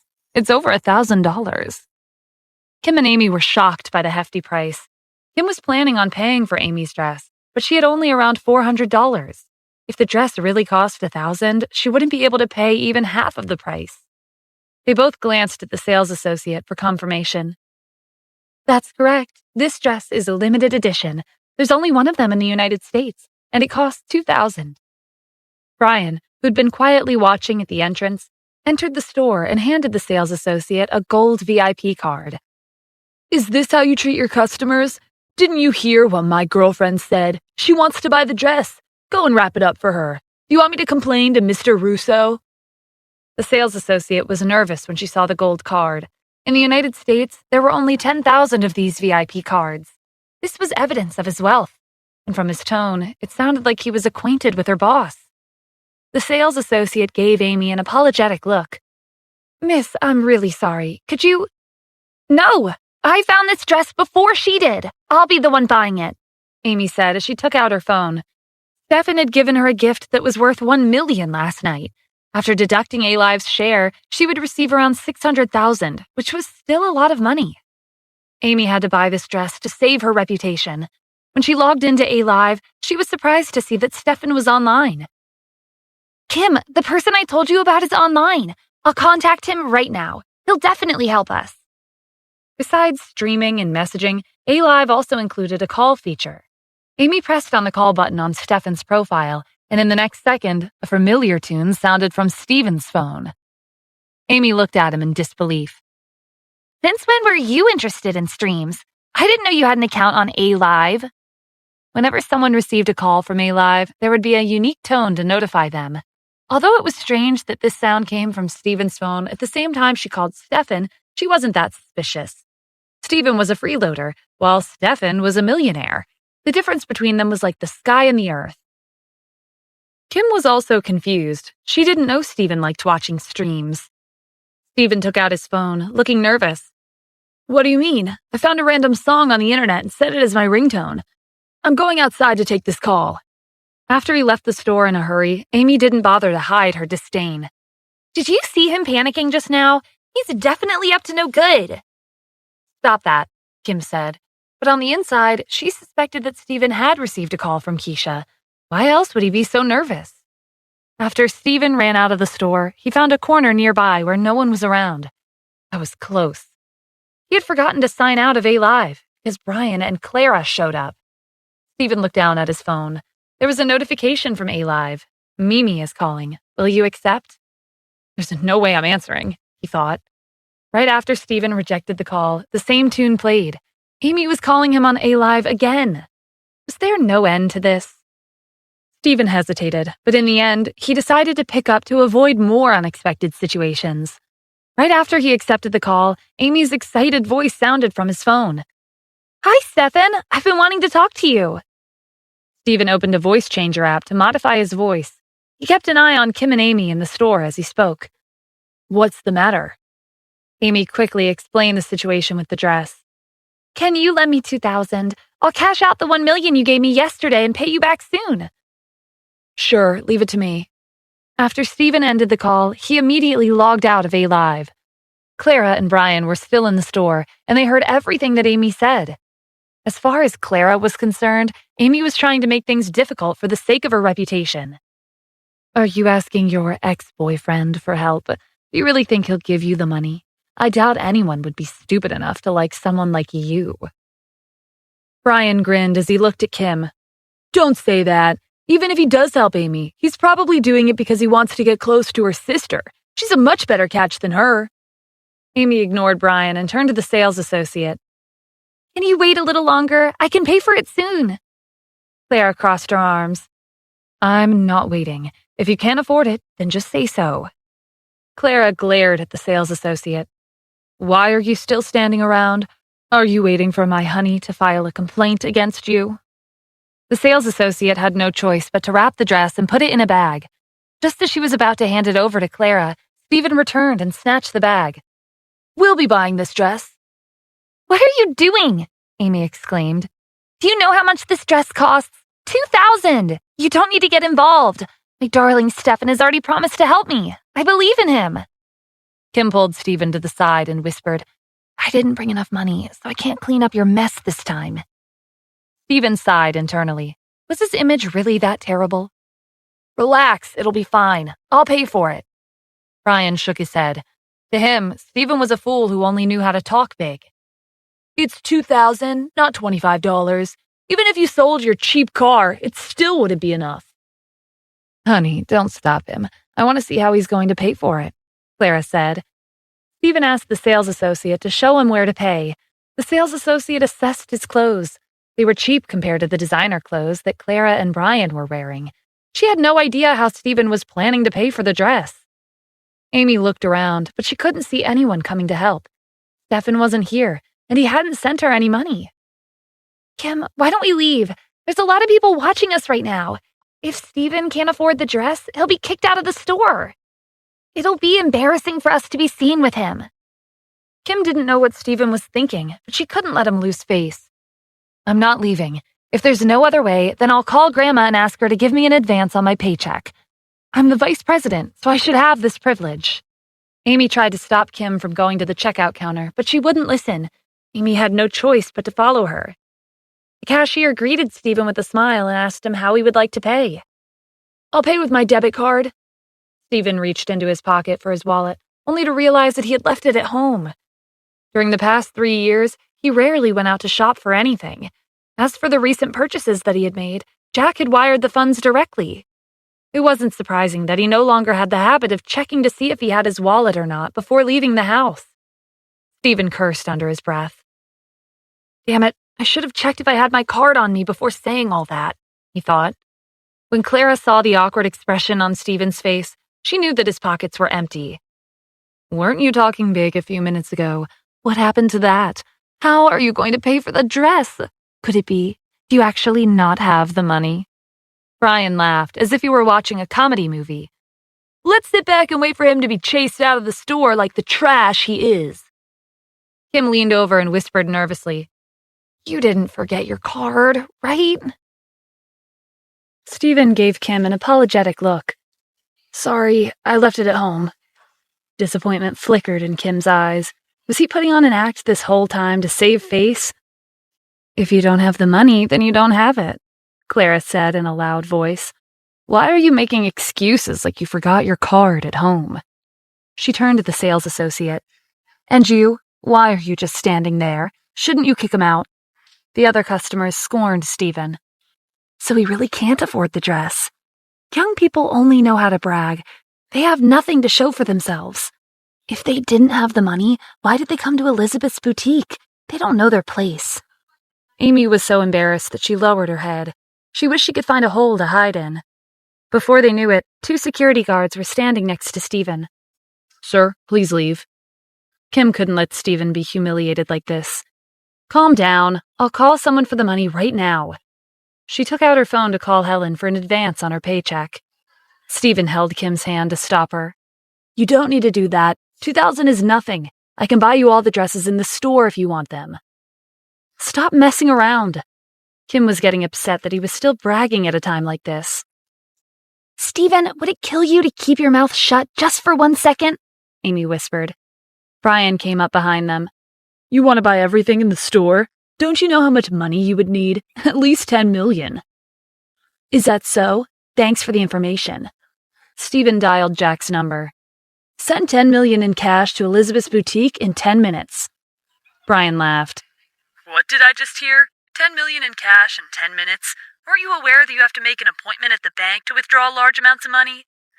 Kim grabbed Stephen's arm. Do you have to go this far? Kim, forget about him. He's hopeless. We should leave. Amy pulled Kim to the entrance. When they left the store, a black van stopped in front of the mall. A man in a suit stepped out and went straight into Elizabeth's boutique. He stopped in front of Stephen. Hello, Mr. Adams. I'm the president of the bank. Your $10 million in cash has been delivered. Silence filled the store. Kim and Amy were in disbelief. As for Brian, he didn't think the president of the bank would personally deliver cash for anyone. Don't think you can hire some knockoff actors out of nowhere to act like they work at a bank. Stephen nodded at the president of the bank. In the blink of an eye, 10 security personnel arrived in the store with sturdy metallic containers and removed one of the lids. It was filled to the brim with stacks of $100 bills. Everyone present froze at the shocking scene. Kim and Amy went back to Stephen and questioned him. How did you arrange this? Kim asked in a soft tone. Remember how I left to answer my phone? While I was coming back, someone gave me a phone number. He said that if I needed help with anything, I could call him. We were in a tight spot, so I worked up the courage to give him a call. I didn't think it would work, but here we are. Amy's eyes widened. Did he tell you his name? Stephen pretended like he was trying hard to remember. I think it was something like Seven Asher, or was it Stephen Asher? Amy turned to Kim excitedly. It's really him! Stephen didn't lie to me. He helped us out just like he said he would. Stephen glanced at Brian. Why are you so quiet all of a sudden? Got nothing to say? Because the $10 million was delivered as promised? Brian waved his gold VIP card as he took out his phone. Are you proud that you're a nouveau rich? You're in over your head. Do you think my VIP status is just for show? Even if you have the money, I can make it so that you won't be able to buy a single piece of clothing in this store." Not only was Brian a VIP at Elizabeth's boutique, his father also had connections with the manager, Mr. Russo. He was confident that Mr. Russo would back him up once he called him over. Before Brian had a chance to give Mr. Russo a call, an authoritative voice boomed behind the crowd. "What's going on? Why are there boxes everywhere?" A middle-aged man with glasses walked over in large strides. As soon as Brian saw him, he put away his phone and went up to him. "Mr. Russo, long time no see. Have you been lately? My dad brought back a special wine from abroad yesterday. If you have some time to spare, you're welcome to come over." "Oh, it's you, Mr. Brian. What's going on?" Brian gestured to the checkout counter. "They're the ones causing trouble. They think they can do whatever they want just because they have the money. They asked the bank to send $10 million to empty out your store." "What? That's ridiculous." Mr. Russo looked in the direction Brian was pointing to. His stern expression was replaced with shock the moment he saw Kim. Mr. Russo rushed over to greet her politely. "Miss Kim, it's nice to see you." Everyone was dumbfounded, especially Brian. Elizabeth's boutique was a high-end clothing store in the UK, and Mr. Russo was the manager of its chain store in Los Angeles. Why would someone with his position lower his head in front of a random person? "Mr. Russo, did you mistake her for someone else? She may be pretty, but she has no money, and—" Mr. Russo silenced him with a glare. "Brian, if you disrespect Miss Kim one more time, I won't let it go." As for Kim, she was just as surprised as everyone else. This was her first time meeting Mr. Russo. "I don't believe we've met. Are you sure you have the right person?" "Miss Kim, you must be joking. With your status, I would recognize you anywhere. I apologize for this commotion," Mr. Russo said. He recalled the live broadcast on February 12th. Kim became the successor of the Cassidy family, and she received the $2 billion Moon of the Nile as a gift. Moreover, prominent guests, including Roman, personally attended the press conference to congratulate her. Mr. Russo received an urgent notice from Elizabeth's boutique's headquarters in the UK. If Kim Cassidy were to ever visit their store in Los Angeles, he was instructed to treat her with the utmost respect. Kim guessed that Mr. Russo was being nice to her because of her wealthy patron. Stephen might be upset if this went on, so she decided to leave as soon as possible. "It's fine. Your staff are very polite. We'll be leaving now." Before Kim could leave with Stephen and Amy, Mr. Russo called out to her. "Miss Kim, please wait a minute," he shouted at his employees. "Pack up all the clothes in the store and have them delivered to Miss Kim's residence." Kim quickly refused him. "Thank you, but there's no need for that." She pulled Amy along as they headed to the door, but Mr. Russo ran in front of them. Without a word, he got on his knees and held out a black card. "Miss Kim, you have to accept these clothes and this card. There are only 100 of these cards in the world. You can purchase anything you like from Elizabeth's boutique for free." Mr. Russo was nervous. If the headquarters found out about his encounter with Kim and discovered that he didn't try to form a connection with her, he would be fired immediately. Stephen gave Mr. Russo a thoughtful look. He was decisive and knew what he had to do to get the job done. What a rare find. "Kim, since Mr. Russo's being so generous, you should accept his sincerity." Amy was excited as she looked at the gorgeous clothes in the store. "He's right. These dresses are all high quality. I've always wanted to wear them. Just accept." Since Stephen didn't mind, Kim didn't want to make things difficult for Mr. Russo, so she agreed and took the black card. "Thank you, Mr. Russo." "No, thank you, Miss Kim." After sorting out their business at Elizabeth's boutique, Kim left the mall with Stephen and Amy. Brian threw the gold card on the floor. His card was trash compared to Kim's black card. "Clara, you have to win the finals tonight." In the evening, Stephen and Kim were alone in the house. Natalie was visiting her relatives, so she wasn't home. They were sitting on the couch in the living room watching A-Live's stream. The new queen of A-Live would be selected tonight. Amy and Clara would each take turns being the host, and they would be given 1 hour each to entertain their viewers. Whoever received the most gifts would be the winner. The first host was Clara. After A-Live's host introduced her, he welcomed her onto the stage. She was wearing heavy makeup and a V-neck sling dress. The first thing Clara did was throw a flirtatious look at the camera. The viewers went wild, and numerous gift icons appeared on the screen. When Brian joined the stream, the viewers started gossiping. "Everyone look, General's here." He's been interested in Claire recently. He might give her an incredible gift tonight. Humph, Claire's a goddess. She won't fall for someone like him. I'm her only true love. Brian paused in the middle of reading the chat when he saw this comment. Goddess? Yeah, right, he thought. But I'll still make you the queen. Brian wasted no time and repeatedly sent Clara gifts. By the end of the hour, the number of viewers had reached 3 million. This was a record for A-Live. After Clara left the stage, A-Live's host returned. He was so surprised that he revealed his inner thoughts. Claire received a total of $20 million worth of gifts in the first hour. Is there a need to continue this competition? Right after these words left his mouth, the host realized his mistake. He quickly corrected his words. The competition will continue. Next up, we have a popular streamer joining us. Please welcome Mimi. Amy went on stage and waved at the camera. She was wearing the stylish dress that she had picked out at Elizabeth's boutique. Whether I win or lose isn't important. I'm not here to become the new queen. I'm here for one person, and his name is Stefan Asher. I hope you can join the stream and chat with me tonight.